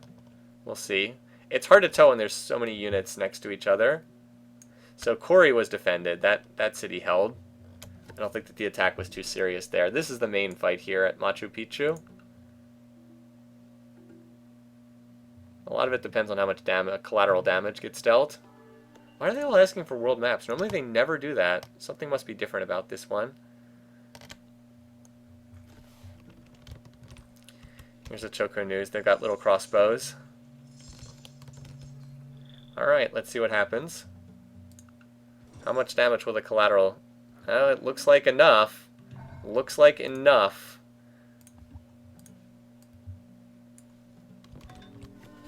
So that city got reinforced, but the Choco News are undamaged, and they're going to punch through, and then that will effectively end. Like, Huayna's still the first to discover liberalism, but it's not going to matter. His teching was not enough to save him from this war. He just got completely blindsided. Yeah, he teched astronomy. Look, he's still the tech leader, but he's going to lose his awesome city here. Like, look at that. He just lost it. That's effectively game over. I do not think he can come back from that. He also lost the Apostolic Palace there, too. Like, look what's in here. Parthenon, Hagia Sophia, Temple of Artemis, Mausoleum, and the AP. Yeah, he's done. Like, he's finished at this point. He just got attacked, and he completely was not expecting it. Like, that was his best city right there, with a gazillion wonders. Well, that was... Alright, so now Pericles is declared on Kublai, and that's a lot of units there. 51 units. Alright, so now the game's starting to get interesting after a slow period. The game is not going how we all expected, did it? My, how the mighty have fallen. Indeed, indeed they have. So, after fighting that long war against Kublai, Kublai gave back the only city he captured, and now... Oh, look at this. Pericles is tops in power. Yeah, Huayna Capac. Oh, look at this. Mao's here. Huayna Capac's here. I think Huayna's dead. He's dead if he doesn't get a peace treaty here. I mean, he's got that tech, but... You know, having education, having observatories doesn't do anything if you're just getting run over by military units. Anyway, so, yeah, now we've got the war right here. So, Kublai does have, he does have castles. What the heck? Did those units get killed, or where did they go? Well, that was fast. I wonder if that was the Apostolic Palace. So, one-turn war. That was over real fast. They'll go back to war again, though, because the war declaration ruins their relationship. But at least we still have this conflict over here to watch.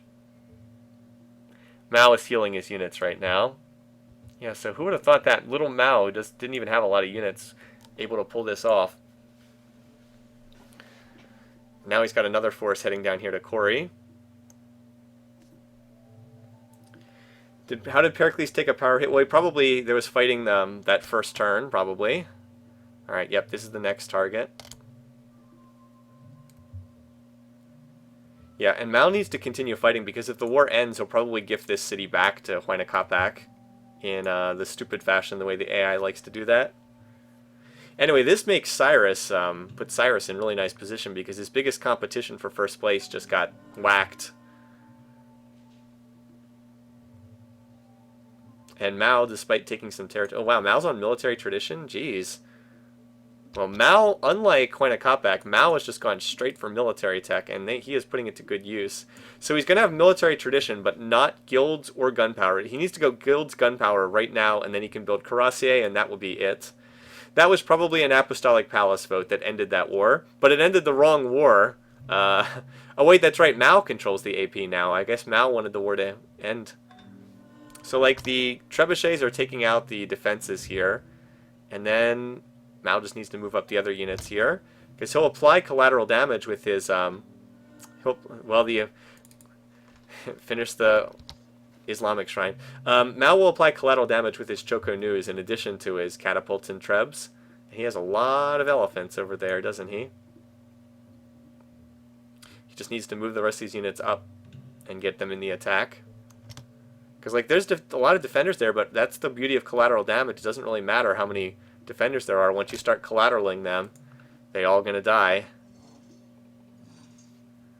Yeah, so, like, that initial attack, it redlined a lot of the units without killing them, but there are more. If this stack moves up, he'll take the city. Anyway, what's going on elsewhere? Cyrus, he's building some knights, but I don't think he's in wartime mode. Kublai, everybody else is still peaceful. It's just this one war that's going on. Nobody else seems to be building up. Wait, what happened here? Huayna Capac got attacked by Mao, and he was completely unprepared for the war. Like, completely unprepared. Got slaughtered. Yeah, this should succeed here. With this many Choco News to apply collateral damage, I think this will work. This city is not on a hill tile either.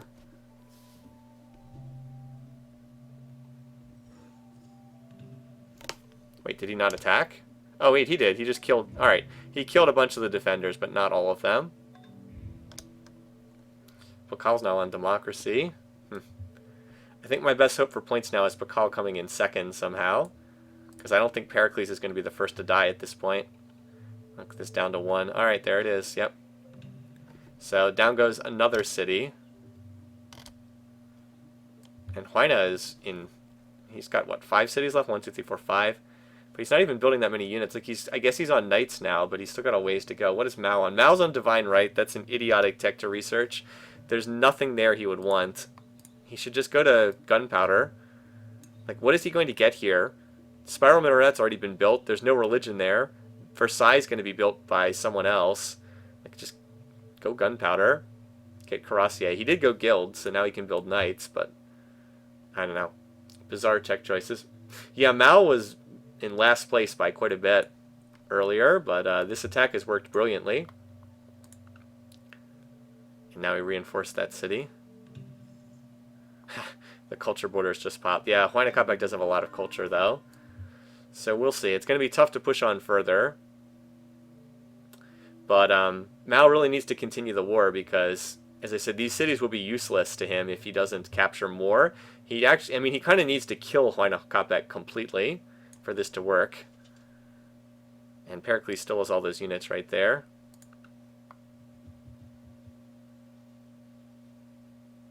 Just hanging out on the border.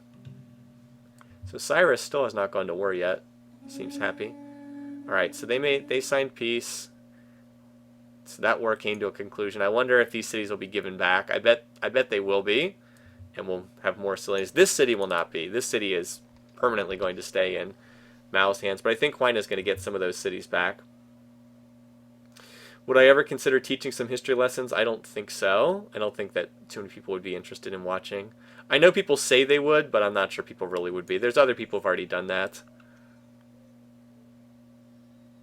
Mao did do really well, absolutely. So now we go back to being peaceful again. I mean, if he holds on to those cities, it'll help him. So he just ruined Huayna Capac's game without really... I mean, obviously it helped him somewhat, but he didn't really benefit himself as much as... He mostly got one city, while completely and utterly destroying Huayna Capac's game. I mean, he does have all these wonders for the time being, which is nice. Yeah, I'm surprised the game hasn't been a little bit more. I guess it makes sense, though. I was going to say a little bit more aggressive, but there are a lot of people with very similar piece weight, so I guess that's it. A lot of people have Hereditary Rule as their favorite civic, right? Well, only 2. Only 2. But everyone's in Hereditary Rule, so Huayna's going to love everybody, and Pakal's going to love everybody from that. Yeah, I mean, it's most... Look at this. It's almost all pleased faces, so that's why we're seeing so little action. Pleased and friendly everywhere. Unfortunate. Yeah, Mao's armies are stuck. He does not have open borders. He can't get them out of these cities. They are stuck there. Pericles just did a big civic swap.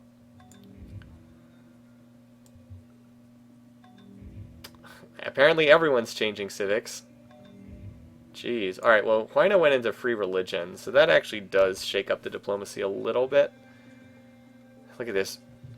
Pericles is still disliked by most people, but for the time being, he's still holding out. Look at this. Pakal's annoyed towards him. Mao's annoyed towards him. Kubla's annoyed towards him. Like, he still has the roughest diplomatic situation, but he's hanging in there for the time being. People haven't really come after him. And the Taj is going to be finished by Cyrus. Cyrus is increasingly looking like he's in the best shape. As I said, he just needs one successful war to run away with this game. Like, if he could take out one weakened opponent. No, Kubla, don't build research in every city. Jeez. I don't know what is going on here. Mass starvation in Pericles cities. The AI just does that sometimes. They'll just, like, run a gazillion specialists and all of a sudden their cities are starving. So Cyrus finishes the Taj Mahal. He's also now able to build Cuirassier. He's definitely the strongest, but he hasn't, you know, he's not taking action to try and remove anybody else from the playing field. Statue of Zeus is owned by Pakal. Oh, hello.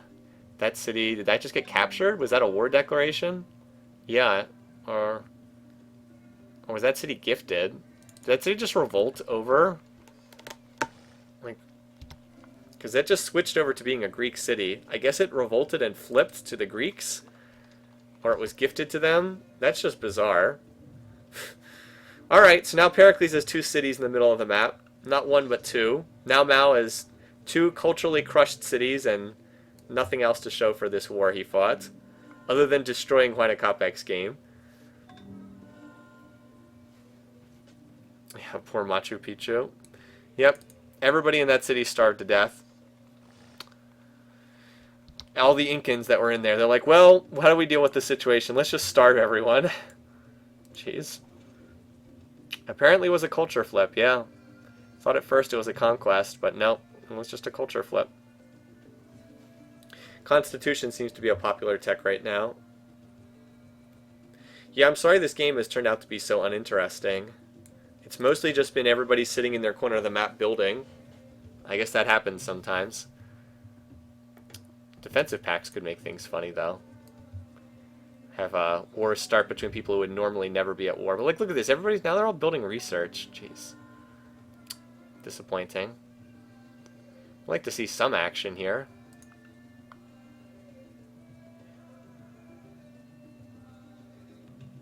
Cyrus is still running around with a lot of cuirassiers. But he has not gone to war with anyone. And it looks like there's so many of them building research now, too. Put the great artist in that new city. I don't think it would do that much. Well, Huayna's never gotten his cities back. Mao has decided to hold on to them, at least for the time being. He has not gifted them back, which, as we saw, the AI often does.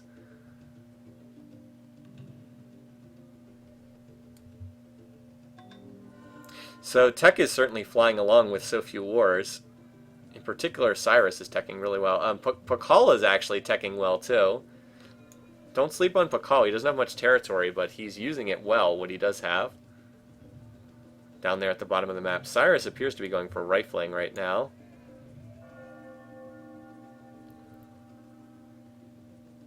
It's an interesting game despite the peace. I guess it is because there's still a chance for a number of different leaders to win the game, and that's always interesting. Well, I'm glad you guys are enjoying it. I'd just like to see a little bit more action here. Cyrus can't attack it pleased, but there he's not pleased with oh wait, he is pleased. Oh god, he is pleased with everybody. I just realized that. Oh boy. He is pleased with everybody. Okay, so no, Cyrus can't declare war right now. Pericles certainly can.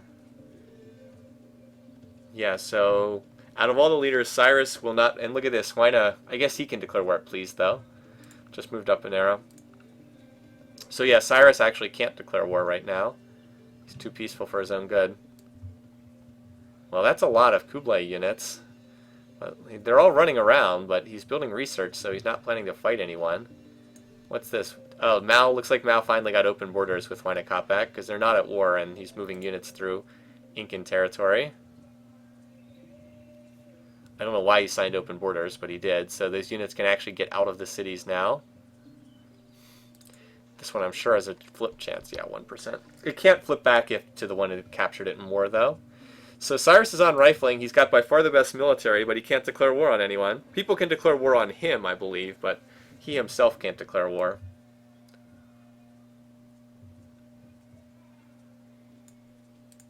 Nothing that turn, not even a civic swap or a great person being born. Just AI sitting back doing their thing. I mean, if nothing happens, then Cyrus will probably win the game, because I think his tech rate's the best.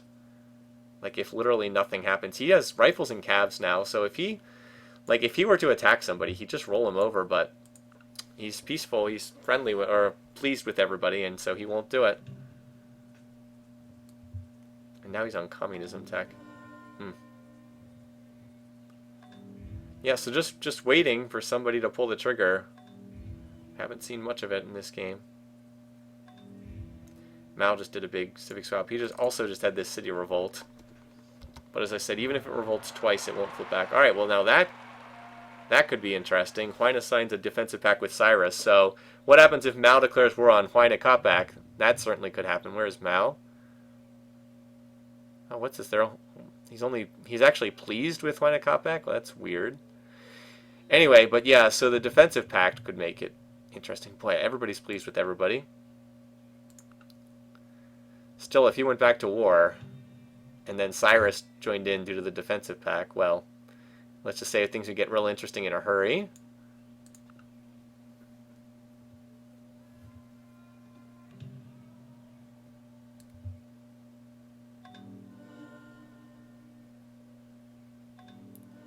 So Statue of Liberty was built. I think... Oh, wait. No, who built it? I thought it was Pakal was going to build it. Cyrus. Oh, wow. So Cyrus landed a very strong wonder for this map. He gets the free specialist in every city. There it is. Free specialist. Very, very nice wonder for this map. Because it's a huge pan... Well, every map we do is a Pangaea, but still.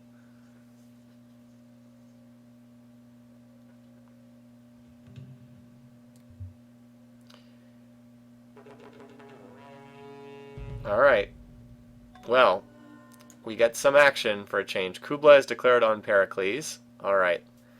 Let me mark that down. Yeah, I don't think we're getting to the 15 wars I predicted either in this game. Maybe if the Apostolic Palace starts doing some trolling. Alrighty. Yeah, the tech is really racing along in this. Persepolis, yep, it's a nice capital, isn't it? He apparently wants to emphasize scientists. Look at these trade routes, by the way. That's ridiculous. Alrighty, so we've got a war, finally. Some actual action taking place. Alright, so there's Cyrus. He's got rifling. Wow, these two are like exactly even in power. So that's a thing. Let's see the diplomacy here.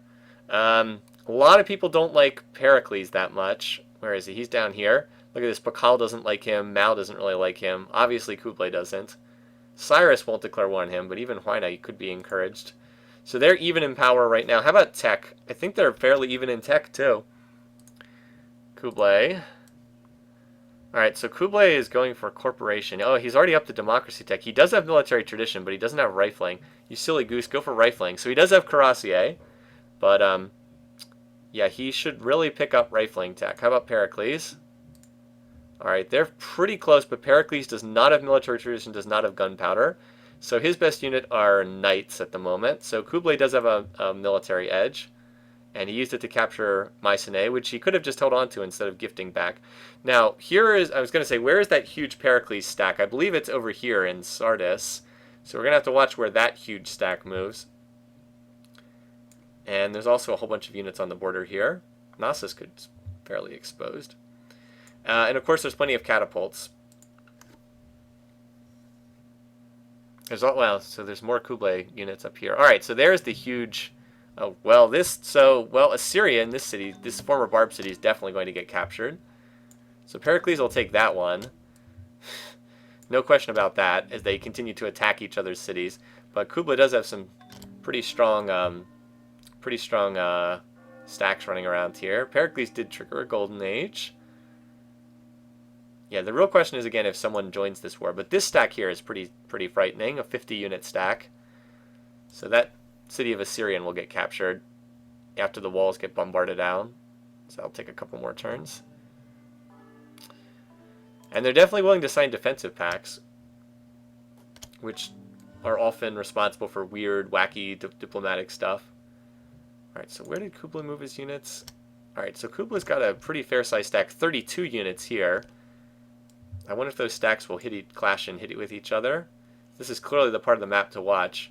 Behind this, Libyan now has like no defenders. Neither does Huamanga, the former Incan city. That culture flipped. So this is where the main clash is, right over here. Alright, looks like the two main stacks hit each other there. Oh, and we finished bronze working.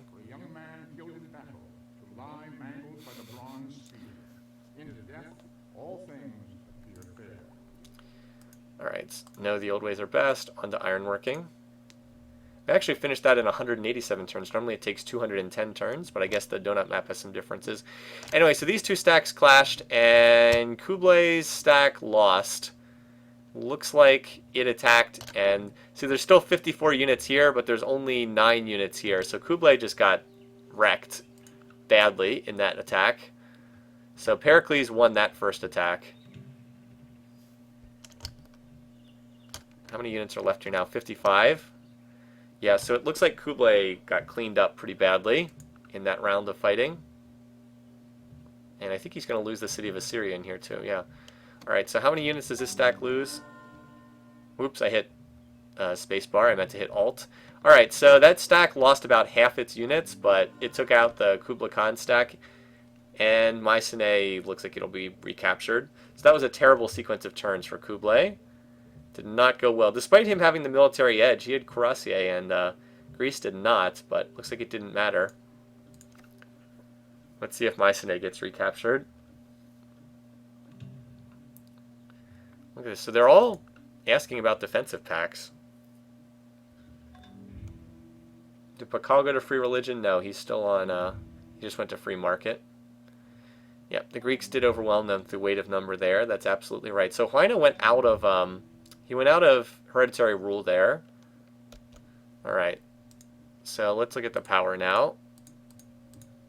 Alright, oh god. They both got wrecked. Look at that. Worse for Kublai, as I said, but both of them just got torn apart in that fighting. And there's Cyrus, by the way, the only one with rifling tech. So again, if Cyrus wanted to conquer someone, he certainly could do it. And he's no longer pleased with, look at this, he's no longer pleased with Kublai. The only one he can declare war on, not pleased with him anymore. Yeah, Mycenae really needs that worker it's building. Too true. Yeah, they were tossing a lot of units back and forth there. Definitely. Instead, Cyrus seems content to do research in every city. Pericles was in a golden age. Yeah, a lot of infrastructure from everyone else. Doesn't look like anyone else is planning a war. Maybe they can be bought into this war, but it doesn't look like they'll just start it on their own. So Kublai, after a promising early game, he's kind of stalled out here. He's going to lose Mycenae to this stack, I think, unless he can reinforce this city.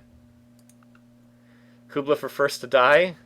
A long way to go before we hit that.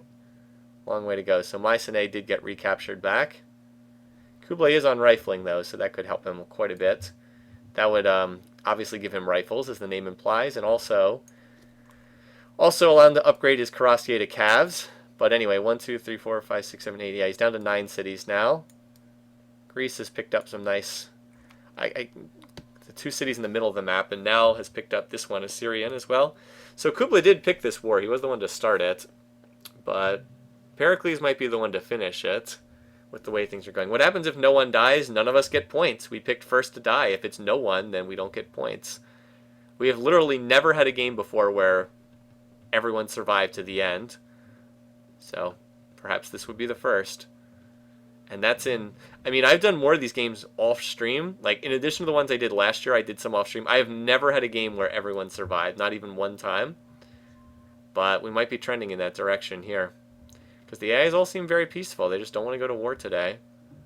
I guess because this is what happens when everybody has the same peace weight.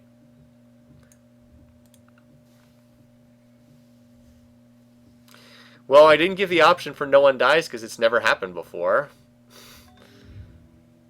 Anyway, Cyrus goes free speech. He did not go free religion. State property as well. That's a smart pickup for him. He's got the biggest empire. Alright, yep, he's still cautious towards Kublai, the only one he can declare war on. Kublai's cautious towards Cyrus. Whatever reason. Of course, he hates Pericles. Still surprised no one has ever joined in and attacked Pericles. He's so unpopular with the other leaders, but never happened. At least not so far.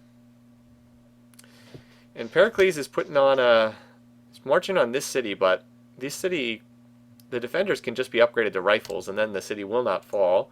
So I'd expect Kublai to start doing that. Yep, there's the rifles. So the city is not going to fall. Not unless there's a ridiculous amount of collateral damage there.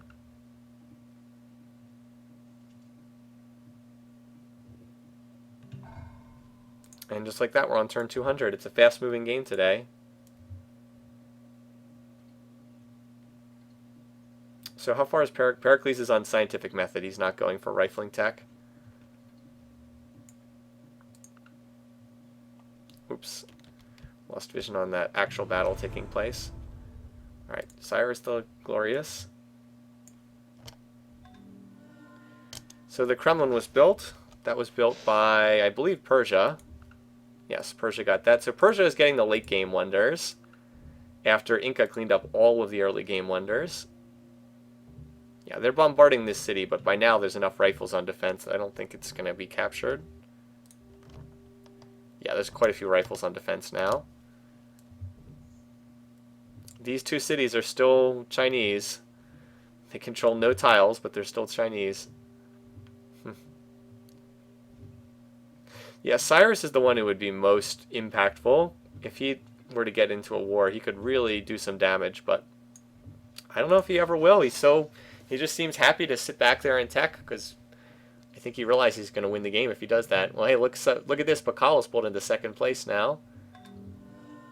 Never would have thought that, but he has pulled into second. Cyrus and Pakal, if you've got them as your top two, you're in good shape right now.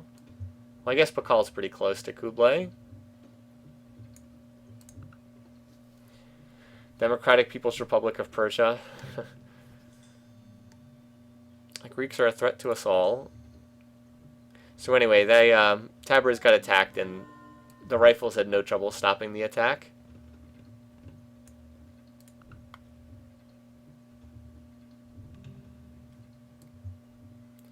And it doesn't look like any more cities are going to change hands. I don't see Kublai going on the offensive, but because he has rifles, he's going to be able to hold the cities he currently has. Because knights and elephants are not going to punch through rifles. They're too good defensively. They're strength 14, and they get that bonus against mounted units. Well, it looks like military science was just finished by Kublai because he's starting grenadiers. Now he doesn't need grenadiers because there's no rifles for them to attack, not yet at least. So anybody else building any units? Nope. Infrastructure, infrastructure, infrastructure, research, research. Nope. Boy, AIs just do not want to go to war this game. They just want to build research in every one of their cities.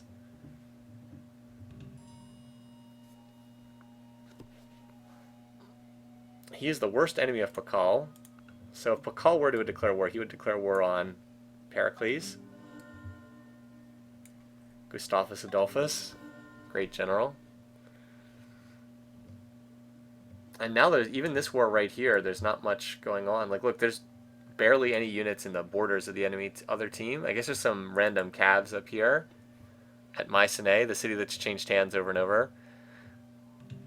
And Assyrian took some heat, but just not enough to recapture it.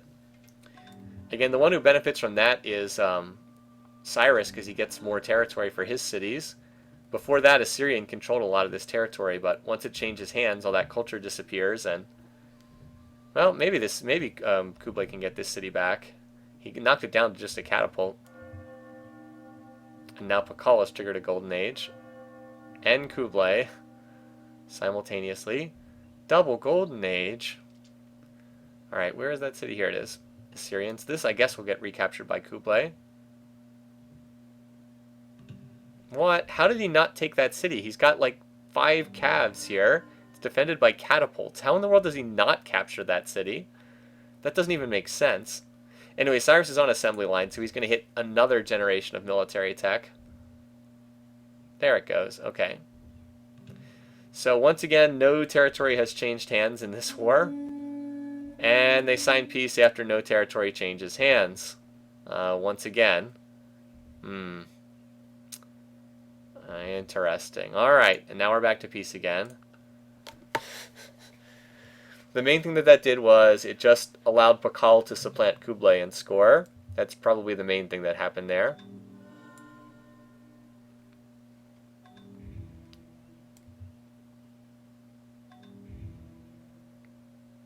As Kublai does a big civic swap.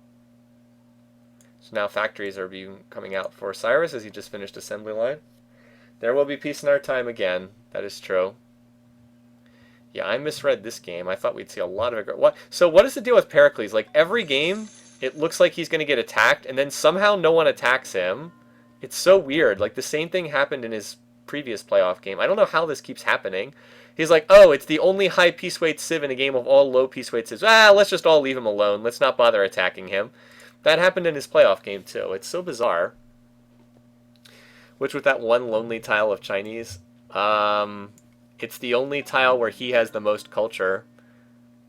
It's because there's no Incan, like the most culture on this tile is Incan, but no Incan city has this in its borders, so it pops up as Chinese. Like this city here, this tile here is within Tiwanaku's range, but this tile's not. Yeah, so it pops up as being Chinese. Like this tile does not pop up as being Chinese, even though it's owned by Mao, because it's 93% Incan culture on that tile.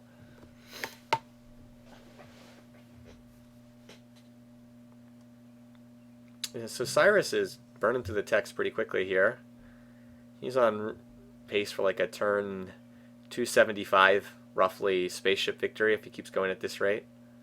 Something like that. Anyway, we are seeing a lot of military builds from Kublai, so he's planning to go back to war with somebody. Probably go back to war with Pericles again. But he's building cabs in every city. And Pakal's now on assembly line too. Pericles adopts free speech. Alright, so Pericles went free religion. That could change the diplomacy a little bit.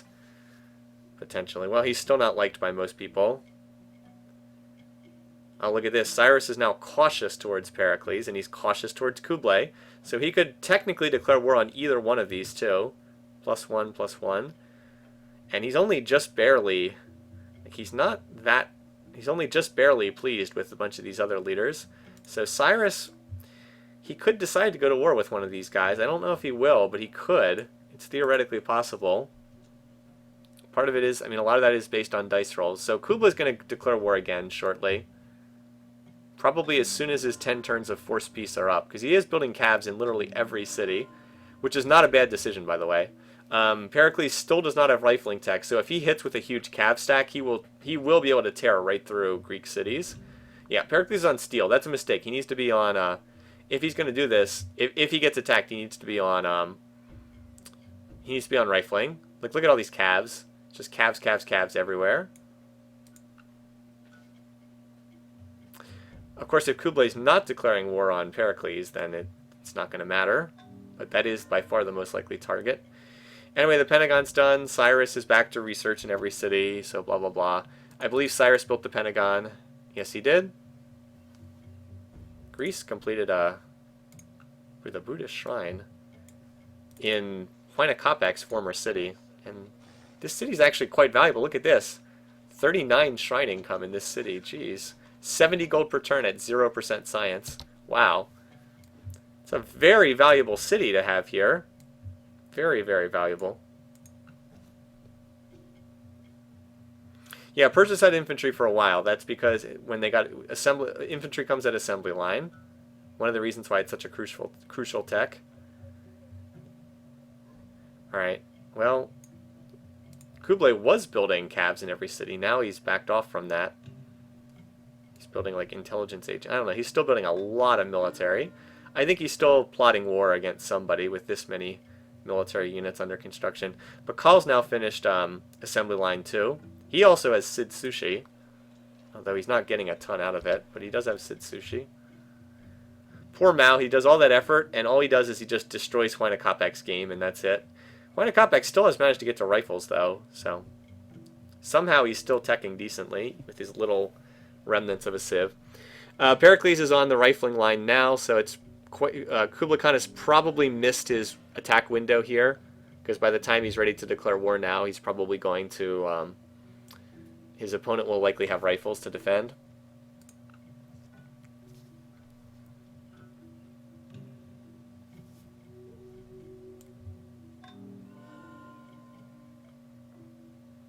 Still an awful lot of calves, but I don't know where he's rallying them.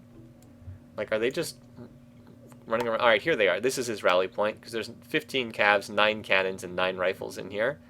There's a lot of them just shuffling around randomly, but Assyrian is the location where... Uh-oh. Did he declare war on... He declared war on someone, and it wasn't Pericles. Did he declare war on Cyrus? Because that was pure suicide if he just did that. Oh, Kublai, what are you doing, my friend? What was that? Oh, boy. Well, Kublai Khan first to die. This will not end well. This will not end well, my friend. Oh, Kublai. Well, this will end poorly. So one reason why we turn on aggressive AI is when you turn on aggressive AI, they do not factor in the power bar graph when they declare war. So it's actually reasonably close right now, but it won't be reasonably close once Cyrus starts building military units in every city. You have to kill Kublai is first to die. Alright, well, yeah, that was a mistake. Now this has permanently ruined the relationship between these two. Now, even if Kublai doesn't get conquered right away, Cyrus is not going to forgive him. So he just attacks someone who has assembly line, factories in every city, and railroads connecting them.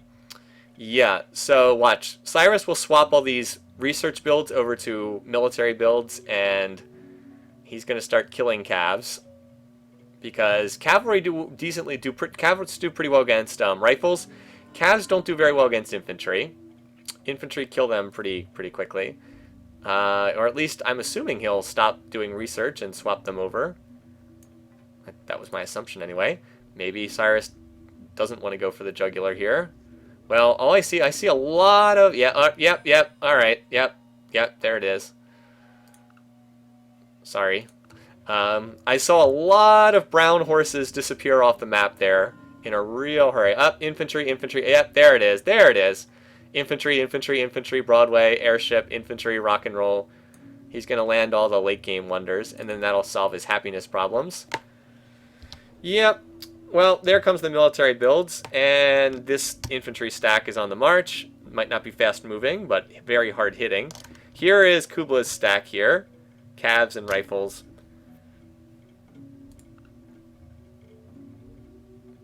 Yep, he just cleaned up a lot of that stack.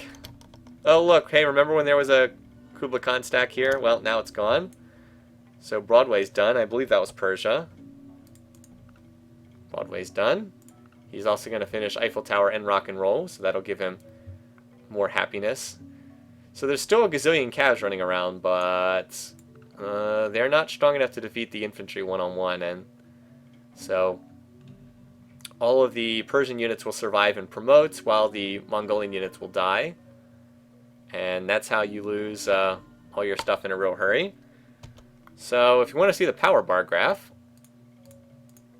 yeah, that's pretty much what I thought. Cyrus did take some losses, but Kublai certainly took worse losses. And someone who has factories in every every single city is not really what you want, because he's got 100% bonus production.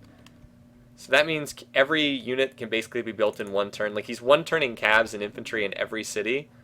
Yeah, and he has railroads to get them to the front lines. That's not too good.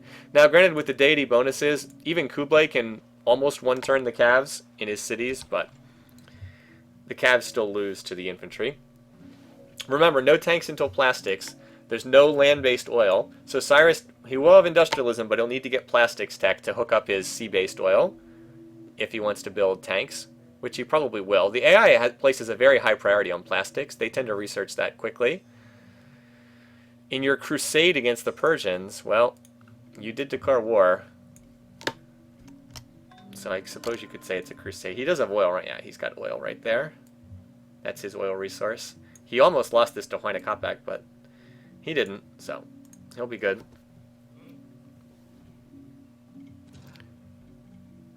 Alright, yep. So Assyrian falls without much trouble. Now the question is, how long will this war go on? Anyway, Eiffel Tower gives more happiness. All those resources get the bonus. Also gets a huge bonus to culture, too. Look at this.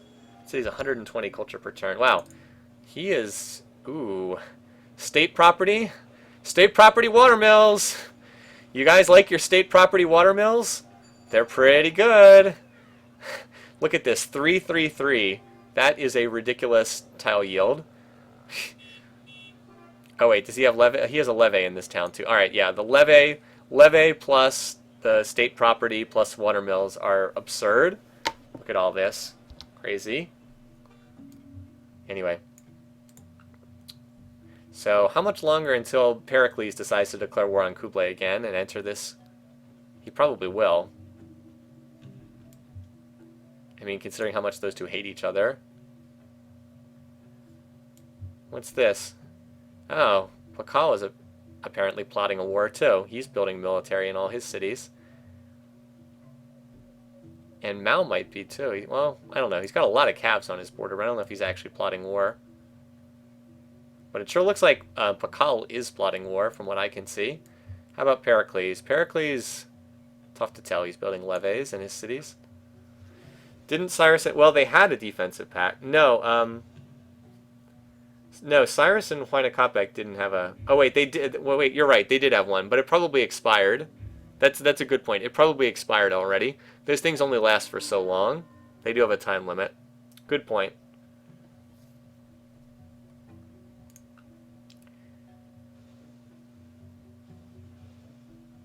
Yep, so Kublai is still churning out a lot of cavalry, but they're getting outclassed certainly. Yeah, he's building. I mean, he's got a lot of cities, and he's just pumping out the military units. Cyrus is healing. Oh my God! So in this city, it's hard to tell because they're all grouped together in the city. But there's 27 cavs and 9 infantry. Actually, there's more infantry than that because they're stacked together. So they're healing, and once they're healed, I'm assuming they're going to move out. Also, that city just got attacked by Kublai, and let's just say it did not go well. Alright. No thanks, Cyrus. He doesn't like that. He does like the fact that he's winning the game, though. Yeah, so Kublai attacked that city and got cleaned up again. The Marines, I don't know, they look more or less what you'd expect. That's the Marine in this game. More or less what you'd expect, nothing too crazy. Yeah, well, Cyrus was at peace the whole game, so that means his Great General counter has not increased. Oh, look at this, using the open borders with Pakal to slip cabs over here. Try to snipe this city.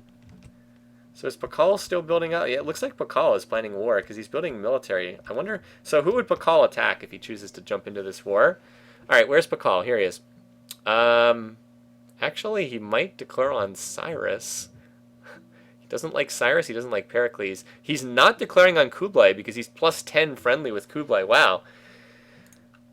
He might want to declare war on Pakal, which sounds suicidal, frankly, but he might want, or yeah, it looks like Pakal might want to take a swing at Cyrus, maybe. I guess we'll find out, won't we? So here comes all the reinforcements trickling in. Mao has declared on Pericles. Alright, I didn't see that one coming. Okay. Maybe Pericles can still be first to die? I mean, maybe. It's theoretically possible. No one's died yet. Alright. So after a long lull, now we finally got some action cooking. And Mao, so Mao will definitely capture this city. And remember, this is a very valuable city here. It's been part of a very multicultural city here. Let's see, Huamanga get bombarded first, and then I assume the attack will go in. Remember, this was a city of... It was an Incan city, got captured by the Mayan, or not the Mayans, got captured by the Chinese, and then it culture flipped to the Greeks after that. A long and interesting history here. So Pericles will now be fighting against Mao. Mao does have assembly lines. He's got infantry, and Pericles does not, but Mao just doesn't have a lot of cities is his problem. Alrighty, so let's keep an eye. Kuamanga up here. Alright, so that city fell easily. Now Libyan will be the next target. So this game got weird in a hurry. This city is almost completely surrounded by... You know, where are these units going? I was assuming they were going to attack this city, but they didn't end up doing so. Mao loves his manga.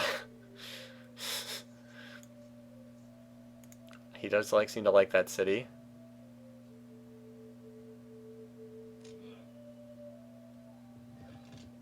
Alright, I believe that Tabriz got attacked between turns. The nasty Greeks are plotting against us. Mal does not show much emotion, does he? Even when you tell him no. How about Kublai? He doesn't show too much emotion either, but he didn't like that either. Did this city get attacked? I don't think it did, actually. I'm not sure what Cyrus is doing with these units. This city's just got a ton of rifles in it, and it's being attacked by a ton of rifles. Actually, if we zoom out a little, we can watch both of these on the inner turn. All right, yeah, there we go. We can see the action at both of these spots because it's in the middle of the map. By the way, Pakal is quietly sitting there teching along. There we go. The annoying Chinese must be destroyed. Nope, nope, I don't think so. It's like Pakal's quietly like, don't mind me, I'm just going to build the UN here and see if I can... I wonder if he'd have a chance at a Diplo victory if he builds that. That would be the ultimate troll job, right? We haven't had a single Diplo victory the whole competition. Pakal sits there, builds the UN, and sneaks out a Diplo victory in the last game. That would be pretty funny. So this game's still up in the air. I mean, I think Cyrus is likely to win, but I mean, it's not guaranteed, and second place is pretty wide open at this point. So Pakal actually got Hollywood. All right, so yeah, and first to die is, you know, still up for grabs too. Even if anyone does die in this game. All right, so there goes Libyan. That city that got taken away from the barbs early in the game. It's almost captured now. Cyrus is not pushing onward very fast, is he? I guess he's got units attacking over here. Although this city would probably flip to Pakal if it got captured, so Pakal would get more points from that. A lot of civ exchanges going on too. Alright, so there goes Libyan. Mao's score is on the rise. Boy, Mao has an outside chance of getting into the top 2. I mean, it's unlikely, but if he started capturing Persian cities, maybe. Not Persian cities, Greek cities, if he could somehow get over there. He's done well for himself considering how awful his early game was. Alright, Cyrus, what is he doing? Is he back to building research? No, he's still got units coming out of his cities. He even snuck in a little city here because he had so much culture. He was winning the culture battle with Pericles. Where are all his units? I know he's got... Oh, wait, here they are. Okay, this is a stack right here. It's on the move out again. Oh, and he's got a whole... Oh, wow, he's got artillery now. Whoops. That's not good for the defenders. He's got a lot of artillery. He used them for collateral damage. Okay, so this city's going to fall soon because there's, like, nothing defending it anymore. Now Mao's got units wandering across Persian borders over here. Oh, wow. Hello. Just realized Mao has a stack over here at Argos. Not a very big one, but he's got one. So he has open borders with Cyrus, so we can use the railroads through Persia to get up there. Really weird. I mean, it's an artillery piece. What do you expect to see? You know, it's an artillery piece. It looks like an artillery piece. If you've ever seen a picture of one from World War I, that's what they look like. Great War era artillery piece, I'd say. All right, so he's punching. He's heading deep into Mongolian territory. He's going. I don't know exactly where he's going, but somewhere deeper into Mongolian territory. All right, so Tiflis has fallen. It sure looks like Kublai is going to be first to die at this point. Despite his really nice early game. Okay, so this city, Argos, got attacked, but it didn't matter. The city was able to hold. Our two separate wars. So Pakal, I thought, was getting ready for a war, but he's kind of backed off it now. Does have a destroyer down there. And Huayna Capac, who knows? He's actually Huayna's building military too, and the shattered remnants of Inca. If Huayna were to declare war, who would he go after? Let's see. He would go after Mao. So we could see more craziness. He's like, we will recapture the fatherland. Or something like that, I don't know. This city, Tiflis, will likely flip to Pakal. Not Tabriz, but Tiflis will. Look at this line of Persian units just like marching deep into Mongolian territory. I have no idea where they're going, but they're going somewhere, one tile at a time. Probably here. They'll probably pull over and move here. I don't know. They might be going for the capital. Hard to tell with the AI. They do some weird stuff, as we've seen. I don't know what the turn order is because we had to mix it up when we were doing the setup. We had a unusual setup for this game. Let's just put it that way. All right, looks like they're going for Turfan. They've changed their mind. They've turned and are heading in that direction. Mao has some random stacks moving through Cyrus's territory, but no big stack of doom yet. That Libyan, oh boy, this city's probably going to flip to Pakal too. Pakal's just going to keep getting cities from culture flips here, because he does have really good culture. Like, look, this one is... wow. Talk about a multinational city. 21% Mayan, 13% Chinese, 20% Persian, 43% Greek, 1% Incan. Talk about a multinational city there. It's pretty crazy. But yeah, I think some of these cities will ultimately go over to Pakal. This one certainly will. Yeah, huge chance of revolt. We'll just gift it to Pakal to prevent it from flipping. Probably.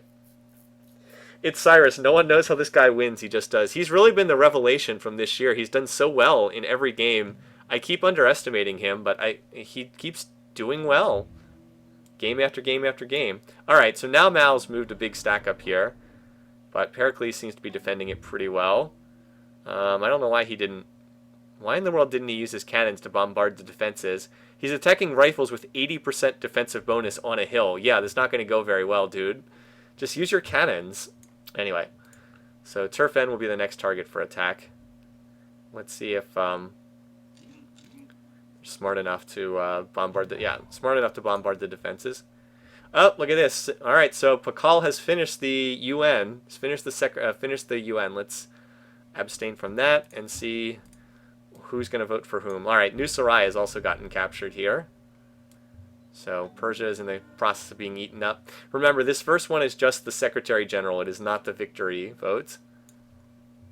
All right, yeah, he's decided, oh yeah, maybe we should stop, heal up, and start bombarding down. It can still happen. Pericles can still be first to die. It can still happen. Game's not over yet. Although it certainly looks like the first to die is going to be Kublai Khan at this point. Alright. Yeah, he needs help, but it's not going to come from One City Challenge Inca, or One City Challenge India. Okay, so Cyrus voted for himself, Pericles voted for him, Huayna voted for him, Pakal... Alright, so the vote's split. Pakal got votes from... Alright, so all the southern leaders voted for Pakal, all the northern leaders voted for Cyrus, so that got split. That means no one's going to win the vote. I don't think so. What's 375 out of 687? 375 out of 687. That's 55%. So no, not enough, although if Cyrus can take enough population away from Kublai, maybe he could do it. He'd have to steal quite a bit of population to get it, have it work. What the... Oh, I didn't even realize Karakoram was being attacked. And Huayna has declared war on Mao. Wow, lots of stuff happening this turn. So I told you Huayna looked like he was plotting war. And indeed he did. Alright, so this game has turned into an exciting game at the end. Long period of inactivity, but now it's picked up. So now everybody in the world's at war now, I believe. No, Pakal's not at war. Pakal is the only peaceful one. Everybody else is at war. So there's a lot of angry faces right now. Now we've got some real action going on. Alright. End of this game should be very exciting now. Again, Cyrus is the favorite, but he's not guaranteed to win by any means. Pakal is not that far behind, and Pakal is gaining strength from cities as they flip to him. Well, none of them have flipped yet, but like this city will, clearly. It'll get gifted or flipped eventually. Anyway, so yeah, Kublai's capital got captured. I didn't even know it was being attacked. There are no wonders in there, so nothing too crucial. But that got taken out. Turfan's under siege. So, boy, Kublai's going to be the first to die. He's not going to last much longer. He's got 5 cities left. This is almost over. Mao is actually making some progress up here, too. Look, he's got most of the defenses down in this city. But Mao's now at war with Huayna Capac. So he's like, yeah, time to repay the favor. Although he's attacking with knights. So... I don't know about that. Very cool looking knights, don't get me wrong, but knights against infantry, that's kind of a losing battle. Kind of. He might be able to get Machu Picchu. He's going to get Machu Picchu back, though. So that's a thing. So he'll get Machu Picchu back. He's like, yeah, you ruined my game. I was doing so well. You wrecked my game. We can't win, but we can get payback now. So anyway, yeah, Mao's offensive against Pericles is probably going to come to an end now that he's got another war right on his border. So he got Machu Picchu back. Remember, there are still a lot of wonders in here. The Apostolic Palace comes back. Although the AP has been obsoleted because the UN's been built, so that's pointless. Mausoleum is still valid, though. Parthenon, I think, has been obsoleted, too. Anyway, so Kore will be the next target. He can probably get that one, too. It's going to be very hard to reinforce a city like that. He's not attacking with knights. He's attacking with very few knights. Let's see what the power bar graphs look like, because it's been a lot of action lately. All right, so Cyrus is off the charts in power. That's not a surprise. Kublay's losing. Here's Huayna Capac, here's Mao, and Pakal. Yeah, Pakal is not that weak in power. GNP. Huayna Capac is still right there amongst the GNP leaders. That is ridiculous. That guy is good at teching. Production, Cyrus is first. Food, Cyrus is first. No surprise there. Culture, Huayna Capac's first in culture still. Hey, maybe he can sneak out a culture victory, huh? All right, that's not going to happen. But a man can dream, right? Anyway, so actually, Huayna might be able to slip past Mao and score soon. So yeah, anyway, while all this is going on, Mongolia is still in the process of disintegrating. So we'll watch a little bit more of that.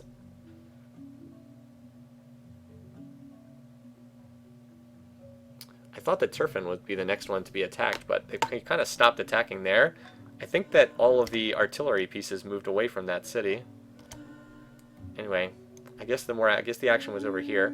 All right, so Pericles and Mao have signed peace. No surprise. Here comes the reinforcements. So that war ends.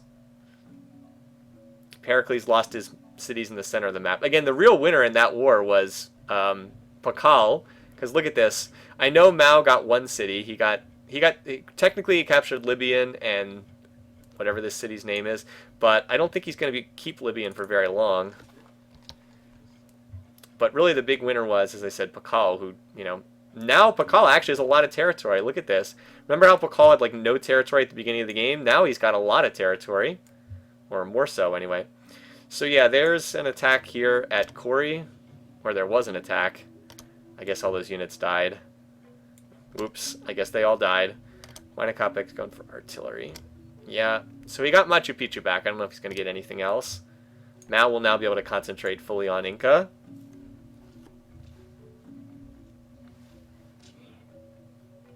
Yeah, and the space race is fairly close between the two of them. Between Pakal. We'll pay closer attention to that when we get closer to the end. But for right now, like as long as Cyrus is still at war, he's not in full-on tech mode.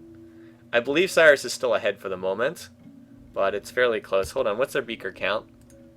Pakal at 1,500, Cyrus at 13. Okay, but that's because Pakal's building a lot of research and Cyrus is not. Also, Cyrus will get more territory from this war sooner once he finishes. All right, he's almost captured this city too, Samarkand.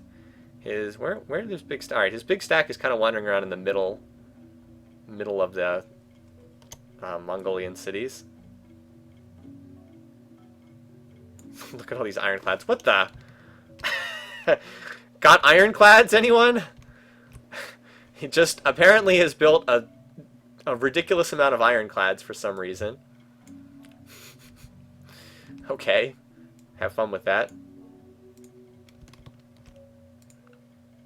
Yeah, have fun with that. Tiflis has already revolted once. It only needs to revolt once more to culturally flip.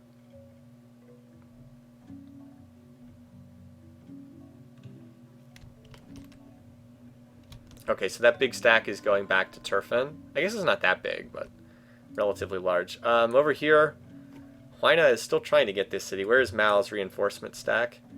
I think it moved down here on the rails. Yeah, he was able to reinforce Huamanga, whatever that's called. Oh, seriously, dude? You're still building knights? Why is he building knights and not calves? That must be that weird... Oh, wait, he doesn't have military tradition. That's it. He doesn't have military tradition. Somehow he skipped military tradition, so he can't build cavalry. Bizarre. Anyway, here comes even more reinforcements down here. A lot of artillery. Yeah, he's on plastic, so he'll have tanks shortly, as soon as he connects his oil resource. And the AI is very good about connecting those resources, so that won't take very long. Anyways, Samarkand keeps getting attacked. Stop the war against Huayna Koppak. All right, let's see. No surprise, Huayna has the... Oh, no, wait, no. I was going to say he had the AP, but the AP's been obsoleted now, so he won't use that. Who is the UN? Baikal? I guess Baikal voted to stop the war.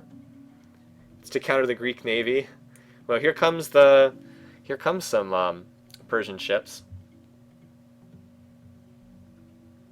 Look at this. This little Ergili, which was thrown in as a filler city, is now bigger.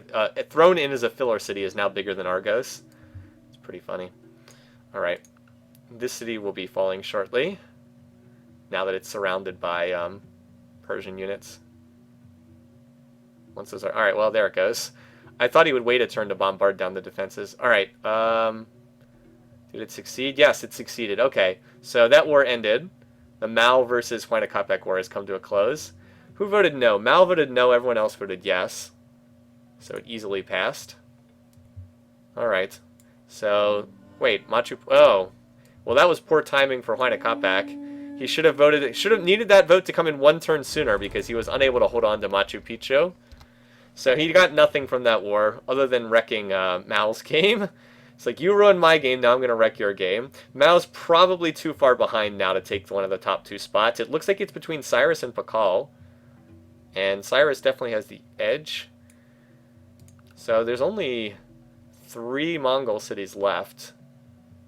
And there's a lot of purple units running around in Mongolian territory.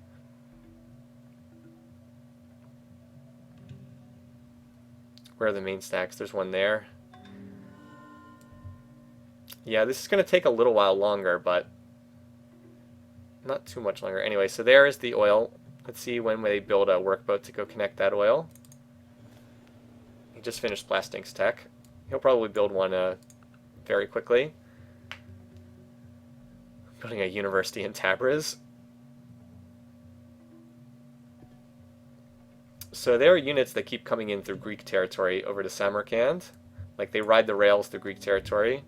Oh, with all those artillery pieces, this city's toast. Look at that. There's 4 artillery here. And paratroopers, too. Meanwhile, the main stack... Where's the main stack? Oh, it's still healing inside Turfan, so this is going to be a little while longer. Here it is. Look, there it is. There's the workboat. That's the modern workboat, by the way. On its way over there. What is that? Hold on. What is that? Oh, I guess that's just like a rope. I was like, what is that symbol on the boat? I guess it's like a little rope, supposedly. Rigging or something. Alright, so there comes the workboat to connect the oil. And then he'll be able to build tanks. That's where we're seeing so many Marines, because you can't build tanks yet. Because tanks require oil.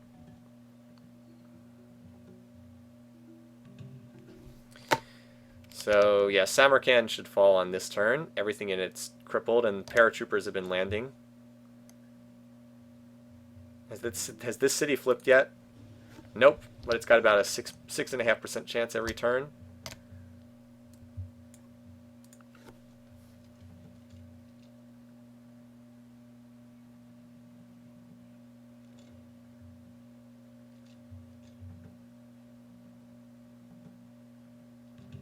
Wow, how did this city not fall? It's like a couple defenders with 2.5 health. Look at all these units, just attack. It's like, why did that city not get captured? Oh well. It's just a matter of time. We know the AI doesn't capture things fast, but it does capture them eventually. There it goes. Alright, so Samarkand has fallen. That then frees up the culture. Oh, look at this. Cannot build nuclear weapons. Never! No. We'll see if they vote this in. So they have a chance to ban nuclear weapons. Alright, so there's still three little cities remaining down here. But those units just moved along the opened up cultural path through Karakorum down here. So there's quite a large stack now. How many units? It looks like about 30. Actually, no. Actually, there's more like 40 units on this tile. So they'll push through Beshbalik, and that should be just about it. 2 more cities to go after that. The Ironclads! They do nothing! The Mongolian Ironclads. Why will the Ironclads not save us?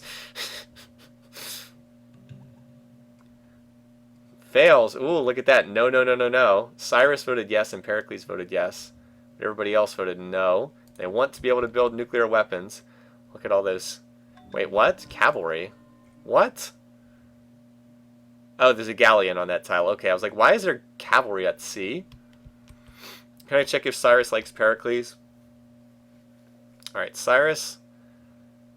He is cautious towards Pericles. He's also cautious towards Pakal, so we might see some late game fireworks here. Those are the two we'd most like to see. We can check text when this war is over. Let's finish watching the war too. Yeah, I was like, why are there cavalry in the water? But they were on a galleon, so that made sense. All right, so Beshbelik's been captured. Uh-oh, look, now that we've got oil, we've got gunships available. We also have tanks available too. I'm surprised he's not. All right, there we go. End battleships, tanks, battleships, destroyers, all the stuff that requires oil. So with, oh, and by the way, that city did flip. So either flipped or was gifted, one or the other. So Pakal picked up that city without having to do anything. I wonder about New Sarai. That city might be able to be held by Cyrus. Maybe. This city might be able to hold out too. But that one city there, Tiflis, that was 100% going to flip, and it did.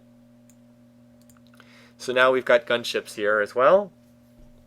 Gunships are upgraded. That's what Cavs upgrade to. The helicopters, the gunships. They're pretty good units, but they can't capture cities. They do. Their biggest advantage is they have 4 moves. They're very, very fast moving, but they're actually pretty fragile. 24 strength is a lot against outdated units, but they actually die pretty fast. They're like lightly armored, fast-moving units in the modern era, is a good way to think about them. They're not great at capturing cities. They're good at scouting and raiding, harassing, that kind of thing. If that makes sense. Alright, so Ninghasia got attacked, but it defended. Yeah, it defended those gunships. Meanwhile, down here, Old Sarai, well, Old Sarai doesn't have much. So Cyrus will soon have, now this city might flip to Greece. Actually, it looks like it will flip to Greece. Turfen, I don't think will, though. Nah. So he should be able to hold most of these cities that he captured in this war.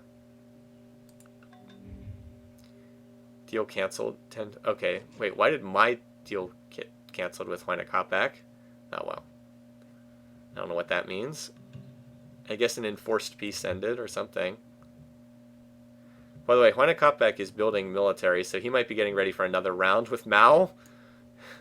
This city is so doomed. Yeah, there's a lot of units around this city. And the city's pretty doomed. Alright, so Ninghasia falls, and now Old Sarai is the only one left. So just as we predicted, we said that Kublai Khan had committed suicide when he declared war on Cyrus. That has certainly come to pass here. Because these city units are going to ride the rails down, and they'll easily be able to capture Old Sarai. Very late in the game for someone to be first. Alright, so once again, the streak remains intact. Every game has someone eliminated. We have, as we said, so universal. All right, everybody will be in uni suffrage. As I said before, every game every time I've ever done this, someone has died. Every time, I've never had a situation. Why in the world did Cyrus convert to Taoism? What a strange decision to give up free religion and go into Taoism at this late date. Anyway, though, so that's it. Let's put it up on the bracket. That's Kublai Khan finished last. I don't know if you can see this on your screen or not. Hopefully you can. All right, so Kublai finished in 5th place. I'll put it on full screen just in case you can't see it. Okay. Kublai finished in last. He was eliminated. Championship, turn 269. And the killer was Cyrus. Okay. How many kills does Cyrus? Cyrus gets his 3rd kill. Alright, I don't know if anyone's going to catch Huayna. He's at 4 for the total series. Maybe if someone else can. I mean, Pakal gets another kill, he can tie him. If Cyrus gets another kill, he can tie him. Pericles, I don't think has any kills. No, Pericles has 1. Pericles can't catch him, though. So Huayna looks like he's still in the driver's seat to win the Golden Boot Award with the most total kills throughout the course of the competition. Alrighty. Go back to the Civ setup here. Okay. So, let's get a quick look at our space race situation now. Yeah, Rome, I think, was at 3. So now Persia has, this is like now southern Persia down here. All right, yeah, Old Sarai is going to flip to Pakal. That city cannot be saved. As I said, New Sarai might be able to hold out, but that could be dicey. But like Tabriz, Turfan, oh look, there's one tile right here where it slips through. All right, so let's look then at where Cyrus stands on tech. He has basically the modern era to go. Look, he needs to research most of the modern era here. He's on computers, which is smart if he then goes to superconductors. And meanwhile, let's back it up a little bit. Let's see where...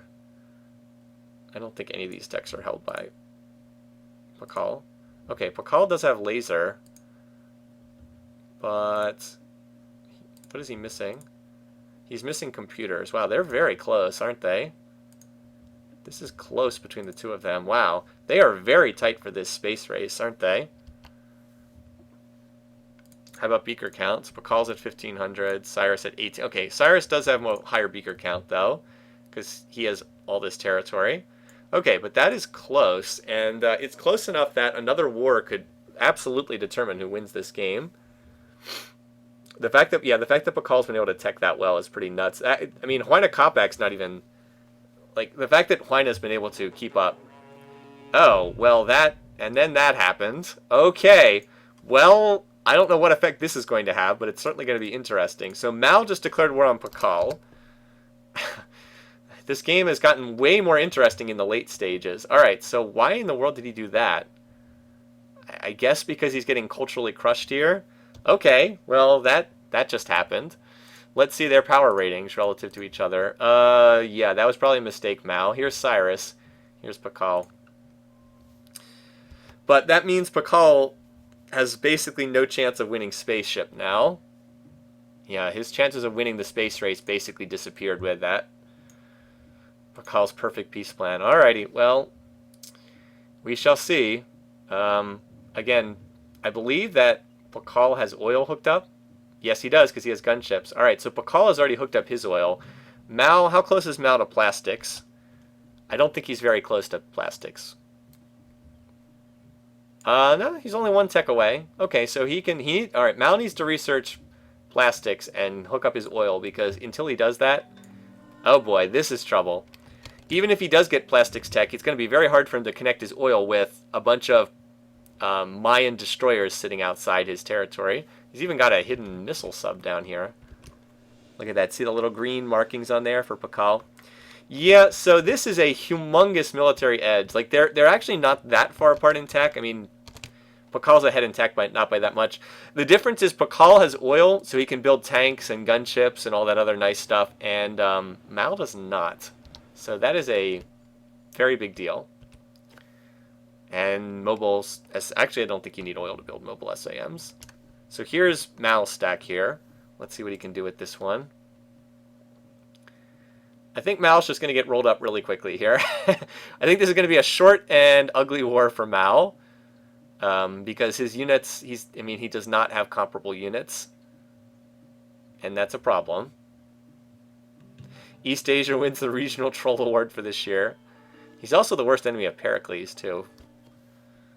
I mean, Cyrus could always declare war on someone, too. Oh, and somebody got who in the world got a city to legendary culture? Oh, hello!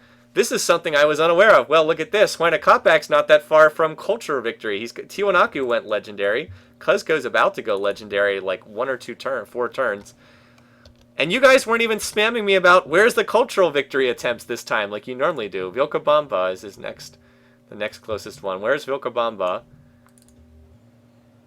50 turns. Okay, so this is still a long way away, but it's not impossible that he could win a cultural victory. Surprise! So there's still a dark horse chance for Huayna Capac to sneak out a cultural victory. If he turns on the culture slider, he could do this. Like, look, he's not that far away. This is with no culture slider. He gets 68 more base culture, multiplied by 5. That would be another 3. Yeah, I mean, if he turned on the slider, that would be another 350 culture per turn. He'd be at 800. He'd double it. He'd win culture victory in 25 turns. So if he runs the slider, he could win. even if he doesn't turn on the slider, he's not that far away. Cyrus still needs to research a fair amount of text and wait for the spaceship to get there. We got a race on our hands for these last couple spots here. This is not entirely decided yet. As I said, look, Cyrus will probably win, but it's not guaranteed. And one other thing to remember is, look at Cyrus. He's cautious towards Pericles, so he's not, he could declare war on Pericles if he wanted to. Or Pericles could attack somebody. He hates Mao. He's cautious towards Cyrus. He's cautious towards Pakal. Huayna Capac could declare war on Mao again. He's cautious towards Pericles. There's a lot going on in this game right now. This is turned into an interesting game. Well, Mao looks like he's going to die. He's got this stack here, but I don't think that's going to have much success. He's already lost 3 cities to Pakal. That green is swallowing up the bottom part of the map. Alright, so we stay in universal suffrage. And the tanks are rolling out. So, yeah, he's already lost Guangzhou and Nanjing so far. By the way, Huayna Capac is also building the spaceship too.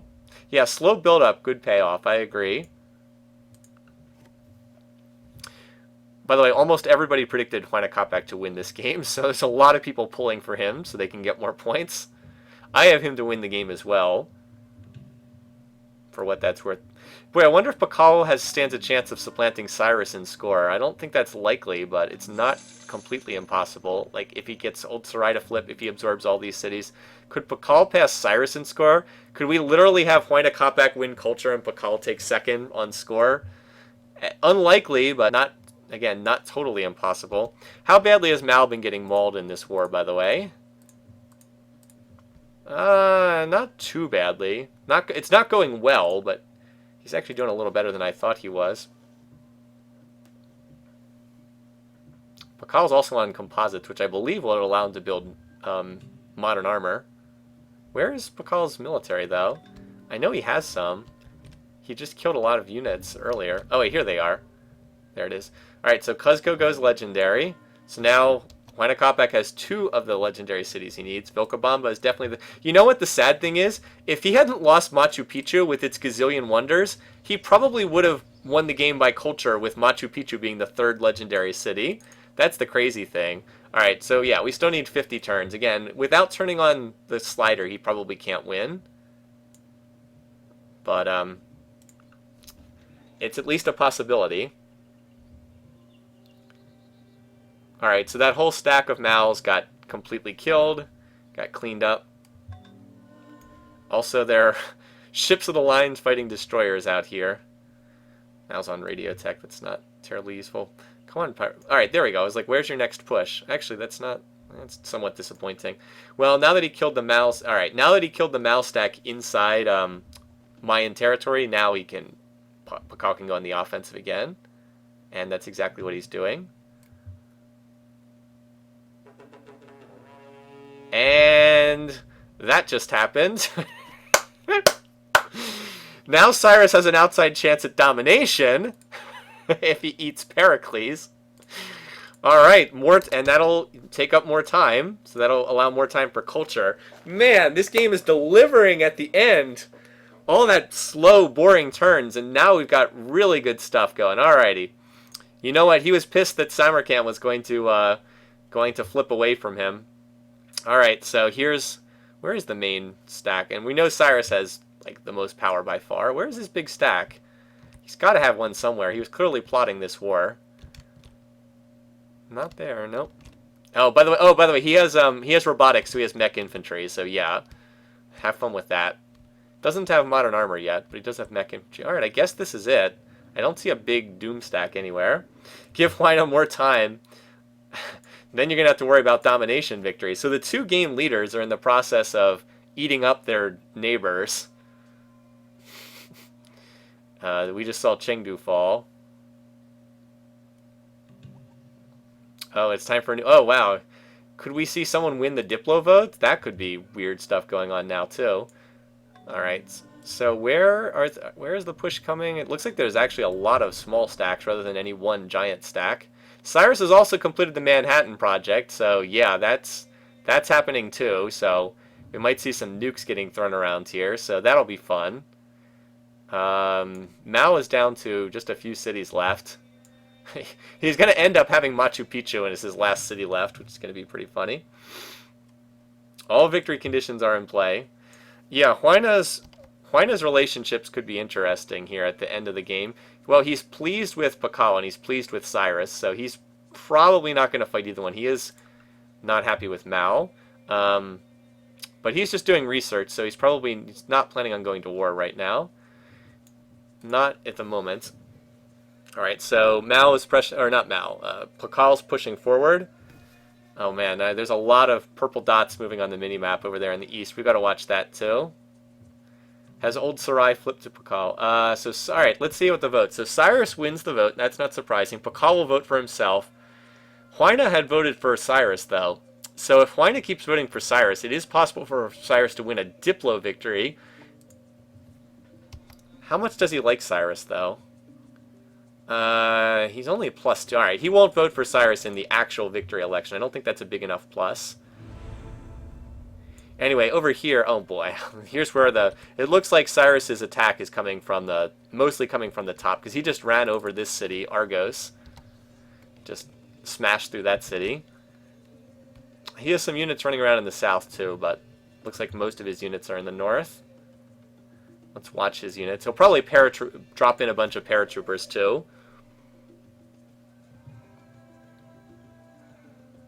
Alright, here's his turn. Not too much on that particular turn. He's got a missile cruiser. He's got a Combat 5 missile cruiser? What the hell? How did he get this to Combat 5? A 40 strength unit with Combat 5. That's a 60 strength unit. I know that combat promotions don't necessarily work that way, but just roll with it. How did he get such a strong missile cruiser? Anyway, so Xi'an will be pushed on shortly. These offensives continue. Cyrus the Great, yep, bringing democracy to Greece. Although Cyrus the Great, the historical Cyrus, didn't have anything to do with Greece. That was later Persian rulers, not Cyrus. That was like Xerxes and Darius were involved in conflict with the Greeks, mostly to their unhappiness later. All right, so here comes this. Xi'an should get captured this turn. There's a lot of units there. Oh, by the way, Kori was captured apparently by paratroopers. So there goes Xi'an. Beijing and Shanghai are the only ones left. Oh no, Machu Picchu is still holding on. Oh, Machu Picchu is captured by Huayna Capac. Did he declare war? I think he did. Is that a war declaration from Huayna Capac? Yep, there it is. Huayna has declared war. I'm sorry, I couldn't wait for it to print out. Ah, Huayna Capac, that's right. You get him back for trolling you earlier in the game. Alright, we're up to 10 wars now. Getting closer. It looked like we were going to end the game on like 5, but now we've gotten... Alright, Old Sarai. Well, not Old Sarai. Old Sarai is not flipped. Still holding out for the time being. Old Sarai and New Sarai are both flip risks. Both Sarais. 2 for 1. Get your Sarais now. 2 for 1. Also, somehow this city got recaptured away from Pakal. I don't know how that happened. Maybe Huayna Capac can take it back. He can reunite the empire. Reunite Tiwanaku, the Empire of Tiwanaku, which is what the Incan Empire was called in their own language. Look at this city. It's been owned by so many different people. Anyway, over here, yeah, the destruction of Greece is continuing.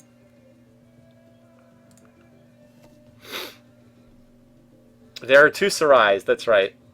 Alright, Corinth got attacked that turn. I don't know if it's going to be captured. Actually, so here's a fun... Alright, there it goes. We had a fun little situation there. There were no defenders in the city, but it wasn't captured. That's because the gunships can't capture cities. Sometimes gunships can do that. They can clear the way out, and then you drop in a paratrooper and they just capture the city, which is kind of nifty. Alright, hey, look at this. Oh, Cyrus launches a tactical nuke. He just nuked Thebes. He launched a tactical nuke and took out... So yeah, they will do that. The AI is perfectly content to launch nukes after they build the Manhattan Project. Oh, we're getting a great ending to this game. Where's the power bar graphs look like now? Power. So, as you'd expect, Cyrus, Pakal, Huayna Capac's in 3rd. Mao and Pericles are dying. Let's see if he builds some more. Does he have any more in production? I mean, he doesn't really need the. Yes, he does. There's another one in production. I mean, he doesn't really need tactical nukes, but if he's got them, he might as well use them. Anyway, so yeah, it's about what you'd expect. Over here, I want to see if Huayna can get his city back. This city that he had way in the beginning of the game. Beijing, well, actually Shanghai seems to be the target right now. By the way, note that there are no defenses at Beijing or Shanghai because they've been bombarded out by the battleships at sea. One of the nice things that naval units can do at the end of the game. Alright, I want to see if Huayna Capac can recapture Huamanga. Nope. Pakal said, nah, sorry, my city. No such luck. Poor Huayna Capac, unable to capture that city. Does anyone else have... Well, I mean, I believe anyone else can build nukes if they have... Oh, there's another one. He nuked Thebes again. Man, he does not like that city. He's got to watch out of nuking his own cities, hitting his own units if he's not more careful with that stuff. All right, so Greece is in the process of collapsing. How many more cities are left? There are only 3 cities left for Pericles. So the other question is, how close is Cyrus to domination? 36%. He needs to get to 64. I think he needs more land. I think he needs Huayna Capac's land too. I don't think that Greece is enough, but he'll be not that far off. Also, there's only 2 cities left now. Just Shanghai and Beijing. Vilcabamba, down to 41 turns, getting closer. Although it's also starving for some unknown reason. Go figure. Good job, AI. He did put a Great Artist Super Specialist in here. And he does have Sistine Chapel, so... Again, I don't know why this city is starving, but... I mean, 40 turns is not that far off. Again, I think the spaceship can get launched before that, but... You know, if they dilly-dally a lot, if Pakal and Cyrus would go to war, it might slow them down enough. There goes Beijing. Shanghai is the only city left. Up there it goes. Oh! Huayna Capac! It's Huayna Capac who got the kill! Oh! That was not... See, we saw Beijing fall first, then Shanghai. So it was Huayna Capac who actually got the kill. He gets his 5th kill of the competition. Wow. Don't mess with Huayna Capac. Even as weak as he is, he got his revenge. He did get his revenge there. Jeez. Alright. So, that's pretty awesome. And they voted through a global unit. They voted through a global... he's 115 turns. Is he revolting or did he turn on the slider? Oh! He turned the slider! He did it! He turned on the slider. 24 turns. Oh, we got a race. We got a race, boys. No, he's not revolting. He turned on the slider. We got a race. He just locked up the golden boot, or whatever it is, the equivalent of it, and he got the kill. Alrighty, let's mark it in the spreadsheet before we forget about it. Alright, so Mao is eliminated next. This game is delivering in spades now. Worthy of a championship match. We've got a real race now for the championship. All right, so Mao eliminated in the championship, turn 287. All right, championship, turn 287. I just put C for the other one, didn't I? For Kublai, yeah, just put C. All right, so he gets taken out. That is the 5th kill for Huayna Capac. That's a lot of kills. I mean, he's taken out like, I don't know, an 1/8 of the total kills for the entire competition. Civ4. All right. Yeah, Huayna, I mean, considering how badly he got wrecked by Mao at the start of this game, that's really impressive that he's managed to get back in this and make himself a legit threat to win this game. All right, meanwhile, though, we still have the nuclear war going on over here. So, yeah, we still got that going on. I think we've really seen who the strongest leaders are. It really feels like Cyrus, Pakal, and Huayna Capac were a cut above the other leaders. I just think that they're, like, Cyrus I have underestimated the entire time, but I really do think they're all excellent leaders. I have to give Cyrus 2 props. So here comes the mobile artillery. I actually thought that was modern armor at first, but apparently it's mobile artillery moving through the cornfield here. Mobile artillery is amazing. They come so late in the game you almost never see them, but they're basically artillery that get 2 moves, so they can keep up with your tanks. Athens is about to fall here. So Athens should be getting taken out here. How many more turns does Pericles? Oh god, it got nuked and then it got captured. Seriously, dude, you're killing your own soldiers with these nukes. Stop it! Plus, then you're going to have to clean up the fallout later on. Does Cyrus have any chance to ruin Huayna Capec's chances? He might. Wait, were there any wonders in here? Just out of curiosity. Nope, no wonders. Alright, so there are 2 cities left. Sparta and... Oh, jeez. These cities are starving and they've been nuked. Jeez. I don't even know what's going on in these cities, but it looks awful. Alright, so let's just finish this up. Cyrus will claim his last kill. And well, it might last one more turn, however long it takes to get to this last city. Defensive pact. Alright. As more spaceship parts are being built. Now, he might survive one more turn here. Yep. I was like, why is it taking... Oh, yeah, there's 50 units here. More spaceship parts getting constructed. So over here, yeah, Huayna's gotten... Well, he got back all of his cities except... this city was apparently either flipped to him or was gifted to him. One of the two. So he finally has gotten everything back except Kori, which is apparently not going to flip. So yeah, Huayna managed to hold on to his territory. How close is Vilcabamba now? 24. Oh, wait. His culture went down here. What did he do? He starved this city like an idiot. His culture production went down because he starved the city. What a moron. Who knows? Anyway. He can still probably get more religious stuff. What does he have in here in terms of cultural stuff? Library, university. Got the theater with doubled. He can still build more cathedrals, though. He's got a cathedral for Christianity. He's got a mosque. He's got a Hindu mandir, Buddhist stupa. Okay, he can get a Hindu. He can get a Hindu cathedral, but what he really needs to do is increase his commerce.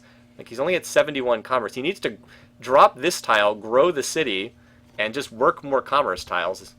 Anyway, he's starving because of the nukes. So Huayna Capec's culture actually went down there. But he's still not that far away. I don't know. This is going to be pretty close. Cyrus is getting close to finishing the tech tree, though. So is Pakal, but Cyrus will definitely finish the tech tree first. Oh, there's one.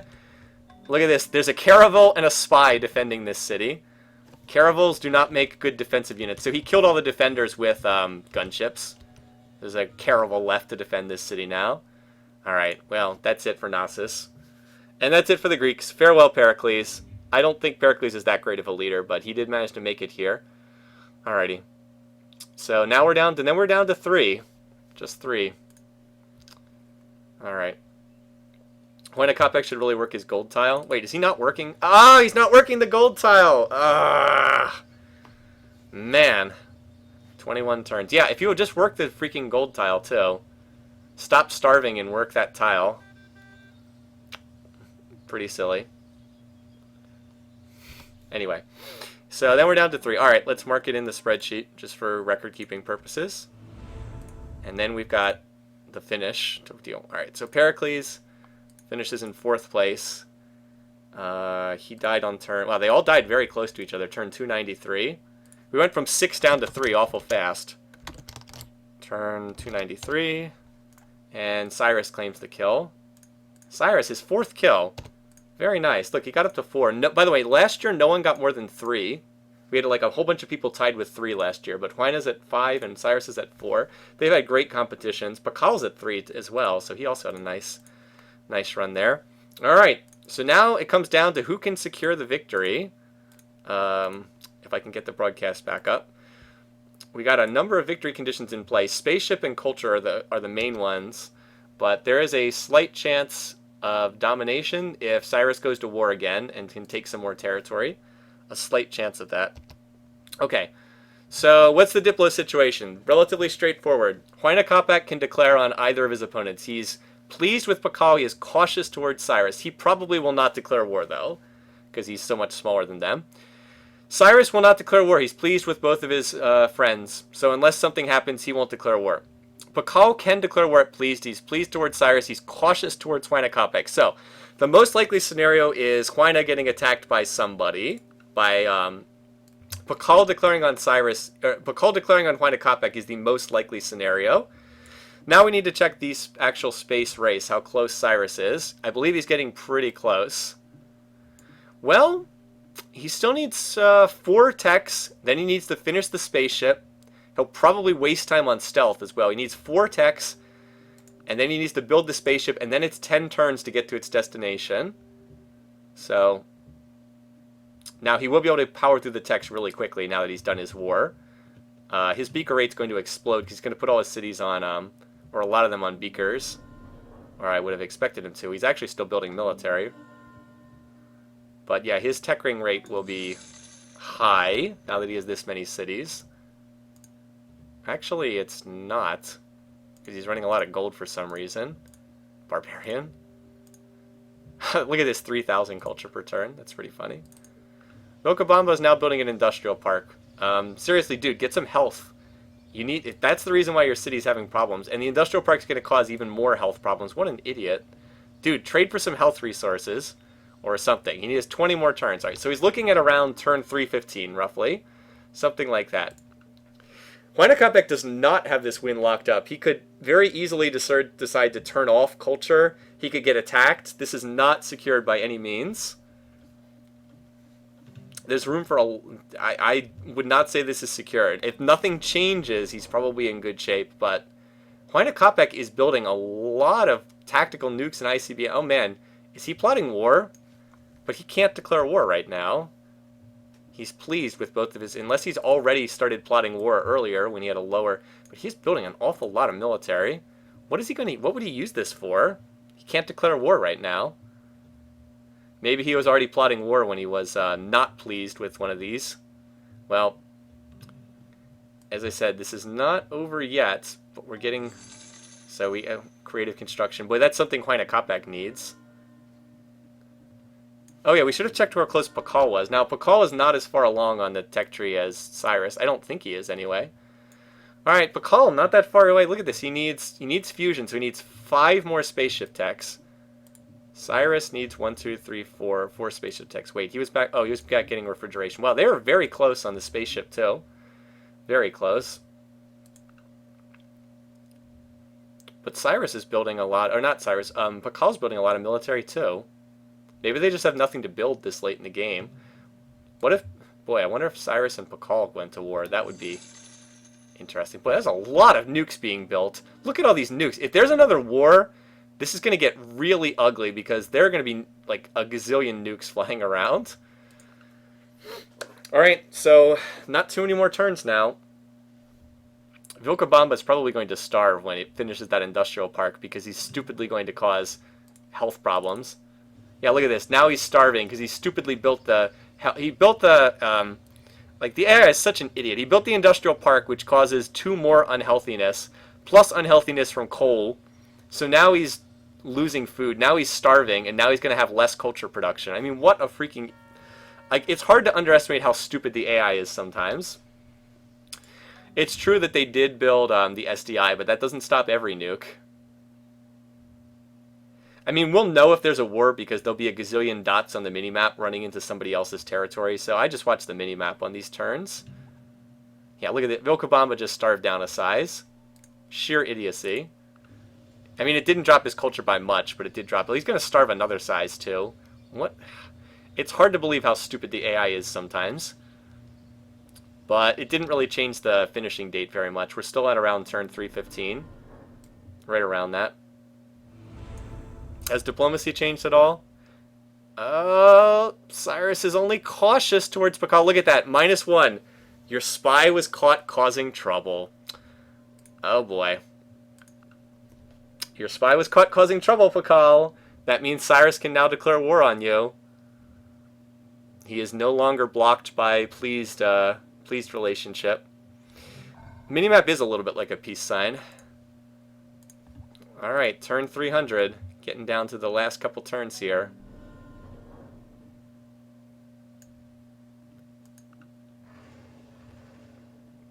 There's still an awful lot of military being built and awful lot of nukes and ICBMs. I would kind of like to see a war declared between Pakal and Cyrus, just because I want to see the nukes fly like crazy between the two of them.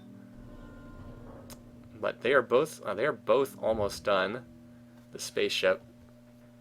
But then the thing is, they have to wait for it to arrive.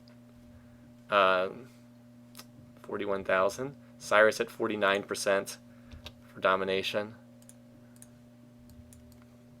Alright, Cyrus is on superconductor. Alright, he's going superconductor genetics, then he'll just need ecology. Pakal is on superconductor. But see, Pakal doesn't have fusion. That's the difference there. It's very close, but it's just that slight difference. Now, Pakal does have ecology, but he doesn't have fusion, and fusion is the most expensive spaceship tech.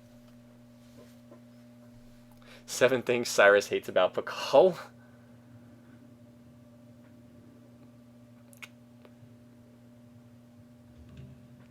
As I said, you'll know if a war happens because we'll see all the dots on the minimap rushing into each other's territory. So more parts being finished. Like, Cyrus just keeps building military. Like, well, I guess he has some on research, but he's building an awful lot of units. The power, and Huayna Capac is just sitting there quietly trying to not get attacked. Like, look at the power. I told you, Cyrus has just been building unit, nonstop. I mean, he's thinking about plotting war. It's just a question of whether we'll see that here in the last couple turns. So now they're both on genetics. Pakal has the edge for the time being. What's their research rate? Pakal's at 2,000 beakers. Cyrus, yeah, Pakal's actually researching faster. Huayna Capac's at 9 because he has 3,000 going into culture right now. Where are we now? All right, so Vilcabamba, because it built that idiotic, what is it called? Industrial park. It starved down 2 sizes. He actually went from 680 culture per turn down to 616. Now, that's not a huge difference, but he still cost himself 70 culture per turn. So turn 315 is what he's looking at right now for his finishing date. Please nuke Vilcabamba. It's close. Last couple turns here. All right, another civics resolution that doesn't matter. Boy, there are a lot of nukes in each side's arsenal. This is like the Cold War right now. You should have listened to those ecology activists. I mean, the SDIs would shoot down a lot of them, but if they shoot, if they launch 20 ICBMs, some of them are going to get through. Even with the SDI. Look at Old Sarai. Old Sarai has 1 production. It's building an ICBM. Hey, you got to make sure those things finish, right? And a whole bunch of parts just finished. 9 turns now. Oh, I need him to take 10 turns. Not 9. I want him to finish. I picked turn 325. I want this to be turn 315. Not 314 and miss the bonus points by 1 turn. Diplo status, yeah, we should check that again just to see if anything has changed from spies causing trouble or whatnot.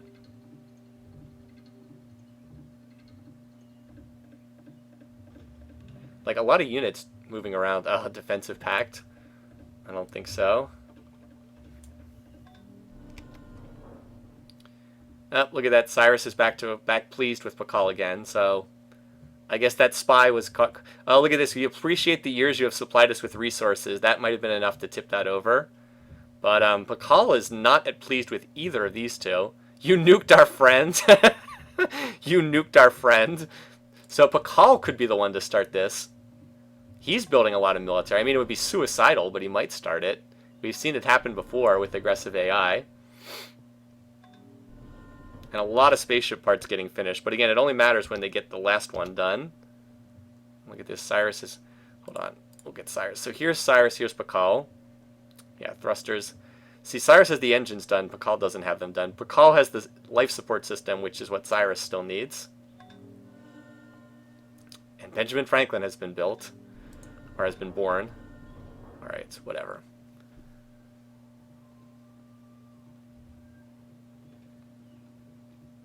So we're just waiting to see if this tense standoff will turn into an actual war. I don't know if it will. We're getting close to the ending now.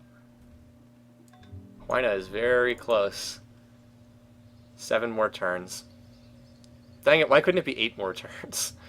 He's also building cavalry here. So did he finish what? I guess he just got Maybe he got more from trade routes or something. He's actually gonna, I think he's gonna pull this off now, unless he gets attacked here and that city gets captured. But it actually looks like he's gonna pull this off.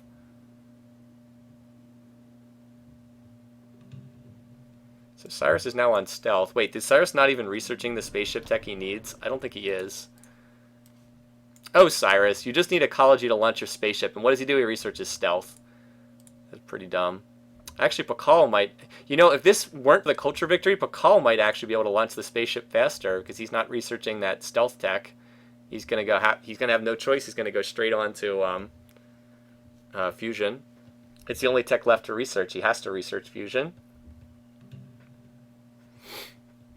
AI. As they continue to build parts. This very tense border here. How far back? Wow, Vilcabamba, and the other funny thing is Vilcabamba is right on the border between Inca and what's it called? Between Inca and Persia. It is like literally on the border. So Cyrus could just take that out in an instant if he wanted to. Can we see? Yeah, we can see who launches first. I actually think they're going to launch before the cultural victory is going to happen. Oh, and we have a chance for... Well, never mind. It's an election. Never mind. It's not a Diplo vote. I was going to say we have a chance for a Diplo victory, but we don't. No, I think Pakal would launch the spaceship first. Because Cyrus chose to research stealth tech, which he didn't need to research. A completely wasted tech.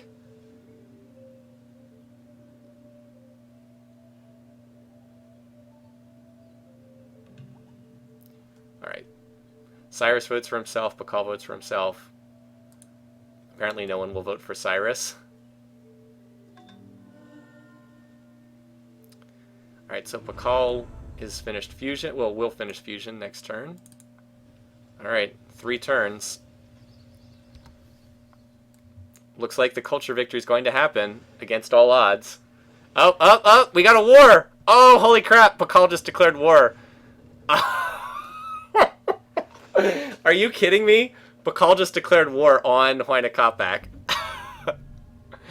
And wow, Cyrus apparently launched the space, and Cyrus launched the spaceship. Wow. So, and we have a spaceship launching. So, what's going on at Vilcabamba? Oh my god, 3 more turns. But Pakal's on the wrong side of this territory. So Cyrus just launched the spaceship. Pakal declared war. Huayna is 3 turns away at Vilcabamba. He did lose. All right, so his culture dropped because he lost the trade routes that he had with Pakal. Oh man, this is an amazing finish here right now. All right, so that gets us to 11 wars. Basically, Cyrus would have won without waste. Yeah, if he had gone a little bit faster. So the real question is, will he keep the culture slider on, or will he turn it off to try and research techs?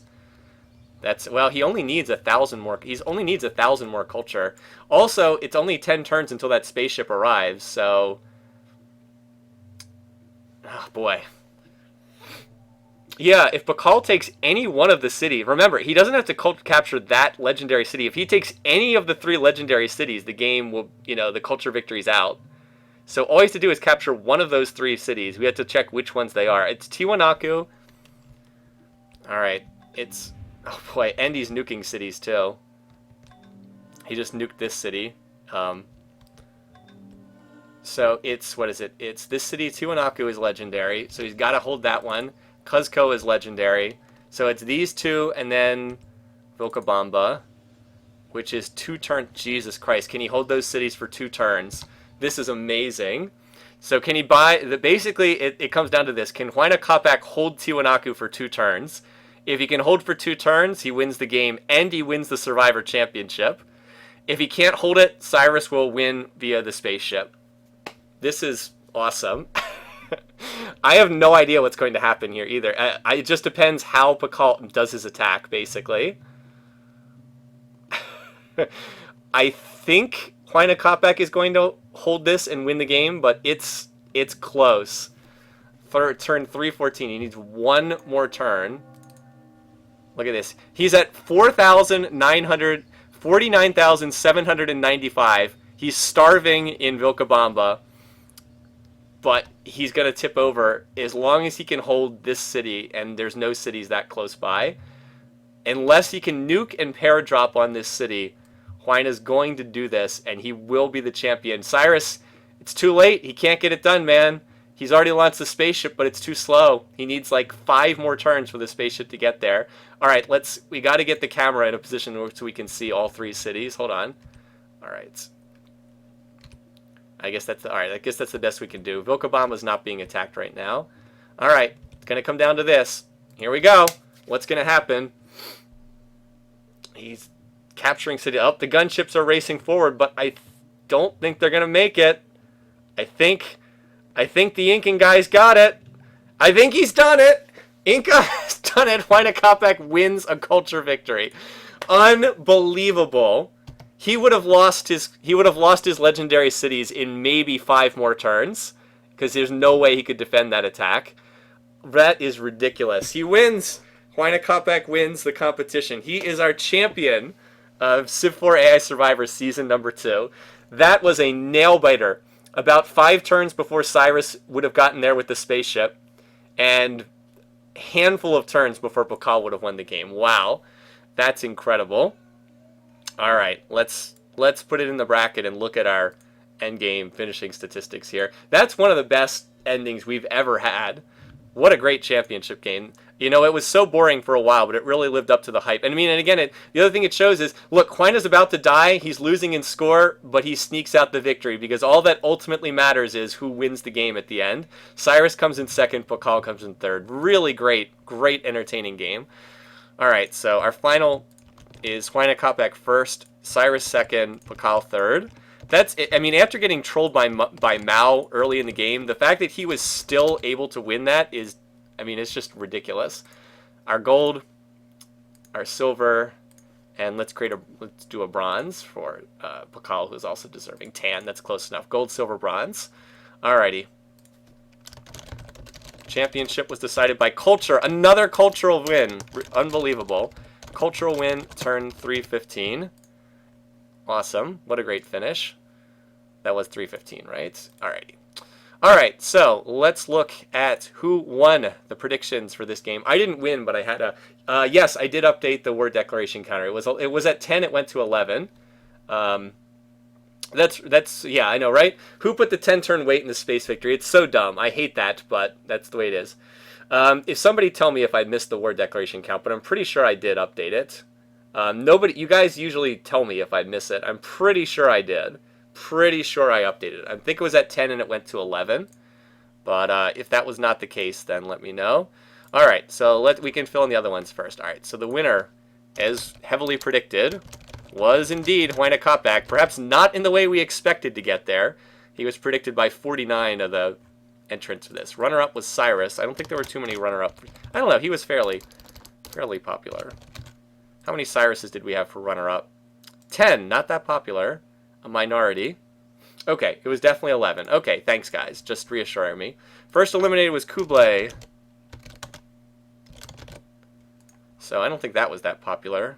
Kublai, 9 people had that. So about the same as Cyrus. Not bad. Word declaration was 11. So most of us were a little low on that. But I still got 8 points. And the victory type was cultural. Victory date was 315. How many cultures did we have? 3! 3 Hardy Souls. We had Game 1 repeats. We had Simeon. And God Awful Shelf had culture. And turn 315 was nice for me because I picked turn 325. So anyway, let's tie it up. I didn't have a top score, but I think I did okay that round. Mostly because of the turn 315 and Huayna pulling it out of his ass at the end. All right. So, here we go. Our winner is Link Mario Samus is the winner, who I believe is here in the chat. Congratulations, tied with Simeon, 17 points apiece for the victory in this one. Very nicely done. 17 is the high score. We had a lot of people at 11, I see there. Green Line, Parkin, well, Parkin had a nice score too. Green Line, Parkin, Dolkin, Pliskin, and God Awful Shelf tied there at 16. Mostly people who got Huayna Capac combined with Kublai Khan or Huayna Capac combined with Cyrus. So very nicely done there. I see Neophobos managed to do better than me in this game, but I don't think it was enough points to take over the top spot for the overall one, the overall competition. Let me scroll down so we can see the bottom half of the list for people whose names weren't there. So there we have the people down at the bottom. No, that's not a fake outright. Last week it was a double prediction, and the one that was the older prediction was up there. Look, everybody scored points. There wasn't anyone who had a 0 score, so that's pretty cool. Very nice to see that. All right, so let's put it in the contest at the end here. So that should get added in. And I believe I had the high score for the total competition. But, as we'll see in a minute, Neophobos, I think, actually did the best job of predicting. All right, so expand that. All right, so see, I ended up with the high score for the total competition. But Neophobos didn't have any predictions in for the first 2 games. So I think that was the best overall prediction for the entire competition. It was close. We had a lot of the same picks in the last match, but so did a lot of other people. I think so many people were backing Huayna Kopak there. Anyway, so yeah, you can see we had some other great scores here. Tenacious Paste, Husi, Hesmer, a lot of people were here for a lot of the games. Awesome to see that. And a lot of people over 100. We have way more people over 100 than we did last year in the picking competition out of all this. So I believe the spaceship would have landed turn... It would have been 321 or 322. It would have been right around that. Yeah, Industrious was a bad choice. I believe Industrious actually did terribly again this year. It's just Huayna Kopak is the only really good leader that gets Industrious. We have to look at the trait comparison. I might do that off stream. I had a great email from one of the viewers who did the tallying up of all the traits, but it was before the championship game, so I'll have to add in the results from the championship game. And let's scroll down so you can see more scores for people who are off that. Again, I'll upload the bracket when it's all done tonight, so you can take a look at the final stuff. And if you want to save a copy of this, it'll be on Google Docs spreadsheet stuff. So we had a lot of good predictions, a lot of good stuff, and a couple people who just got in predictions at the end. Some people obviously only saw this like the last couple weeks, which makes sense. So let me then do the average. This is an easy one to do. We just change it from F3 over to E3. See the average scores. I think I actually won the best 5 as well, unless it was someone else got more there at the end. All right, so average score. Again, the more rounds you predict, the harder it is to get a high average. Just, because it's harder to keep getting high scores. So again, I think Neophobos actually did the best job overall in this competition, but I'm very happy with how I did too, just because 11 per round instead of 10 and a half. You can see down here, Pedro had a really good overall average as well, the 10 average on not quite as many predictions, but look at this. That might actually be the playoff winner, 19, 13, 13. Very good. And we all did terribly in playoff 1 because that was a weird game. Lord Noise did very well, but unfortunately only did a couple games early on. There's another double-digit one down here. Well, that's only 2 games, so it's not quite as impressive. All right, and then finally, let me do the best 5 here as well. We'll see this one right here. So this one takes your, as I said, this one takes your best 5 scores and adds them together. I have a hideous mess of Excel code that does that. I'm sure there's a better way to do this. Like, you could probably use a macro to do this without it being so horrendous, but it works, and that's the main thing. I don't do a ton of coding in Excel, but when I do, it tends to be stuff like this. Ugly but functional, instead of trying to be real fancy. I'm not a programmer. For work, we do a lot of stuff in Excel. Probably typical of a lot of offices. We also use Access a lot for database entry. And a lot of people don't understand anything technical, so I end up doing a lot of that work. Anyway, as I said, this takes your best 5 scores and adds them together. Ooh, look how close this was. Look, I had 91 and Neophobos had 89, and we had a couple. What do we got? We had Tenacious Paste, another entry over 80. Parkin, 85. It's very hard to do that, to get 5 scores that add up together to be over 80. That means you have to have what do you have to average for 5 games? That's averaging like 17 or 18. Yeah, 17 points per game over 5 games. It's tough to do. Anyway, great stuff. Let's look. Let's look at the replay here and see what we can do. There will not be another AI Survivor game next week. I'm sorry. As I said, this is a lot of work doing these games, but it has been a lot of fun too. All right, so let's watch the replay, shall we? What are you going to do next Saturday? I don't know. Well, probably be, there's a good chance I'll be streaming, but it will probably not be Civ 4. I might be around, we'll see. All right, so here's the land grab. Again, the land grab phase, Kublai Khan did really well, and Pericles did really well. So did Cyrus. Cyrus got remember he got the Barb City in the north and he struggled, but then he really got off and rolling and grabbed a lot of the map. Barb Cities didn't last too long on this map. They got swallowed up. By the way, we are running this on the slowest speed possible. It still goes pretty quickly. All right, so here I think is we have the Kublai Khan versus Pericles war that didn't really do anything, the first one. That, you know, that ended up hurting both of them a lot, the Mongolia and Greece wars. They both fought, and it slowed them down, and neither one of them really got much in the way of territory. All right, here's where Huayna Capac gets destroyed by that Mao war declaration. We're all like, all right, Huayna Capac's done. He's finished. He can't win this game anymore. He lost some of his best cities. But little did we know that the Incan leader still had a few tricks up his sleeve, and he was not quite done yet. Anyway, so here's more fighting between Greece and the Mongols. Didn't really go anywhere. And mostly at this point, we're just waiting until the late game stuff. Kublai Khan declares on Cyrus. All right, and now at this point, it takes a little while at first, but then we saw, Kublai get rolled up by Cyrus. And once he was dead, then we saw Mao get taken out by Pakal, and then Pericles get taken out. And very rapidly, the donut gets chewed up, and then we were in the process of that late game attack. Look at all the spaceship parts getting taken out. We were in the process of Pakal taking out Huayna Capac when he finished with the cultural victory and squeaked that one out. Last year was tropical. This year was Australian. I don't know. What was Survivor Season 3? I'd have to look that up. We'll probably do something like that. Yeah, again, the plan is, again, I don't want to promise too far in advance, but we'll maybe do this again next year. I hope so. Season 3 of Civ4 AI Survivor. They'll all be back. We'll maybe make a few tweaks here and there. Try to find stuff. I think that the format worked well. I really liked the predicting contests we did. The categories. Last year we did number of civs alive at the end of the game, but that didn't really work that well because most games had 3 leaders alive, 3 or 4. I really liked the total number of wars. I think that category worked great.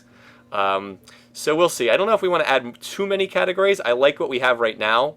I think we have a pretty good number. Maybe we'll bring this back. I don't know. We can think about different stuff to tweak for the future down there. Season 3 was Africa, so maybe we'll do maybe we'll do like heavy jungle map or something like that. I don't know. We can figure something out. Anyway, but thanks again. It's been a pleasure having you guys watch. We had some huge donations a couple weeks ago, maybe about a month or two ago now, from people. Hold on. I can tell you who it was because that gets tracked here on Twitch alerts. From Barden and his wife, from MJG, from Fjord, from JR Regan, from Nikira. A lot of great stuff. So thanks for your support. Thanks for watching. I'm glad you guys have been enjoying it. I'm going to stop streaming now. I might be around tomorrow. I'm not sure. I'm going to have to talk, figure out what my plans are for tomorrow. But it's been great. It's been a lot of fun. And having you guys around here made it a blast. It was actually a lot more fun doing it this way than writing all the reports like I did last year. So again, if somebody wants to do a summary of the championship game, I would love to post that on my website. If anyone wants to write it up, I would love to post a summary on my website. So anyway, thanks again. It'll all get saved on Twitch. I'll upload this to YouTube, and we'll have this saved for as long as Twitch and YouTube are around. Anyway, once again, thanks for watching. Have a great weekend. I'll see you guys again soon. Until then, have a good one. Take care.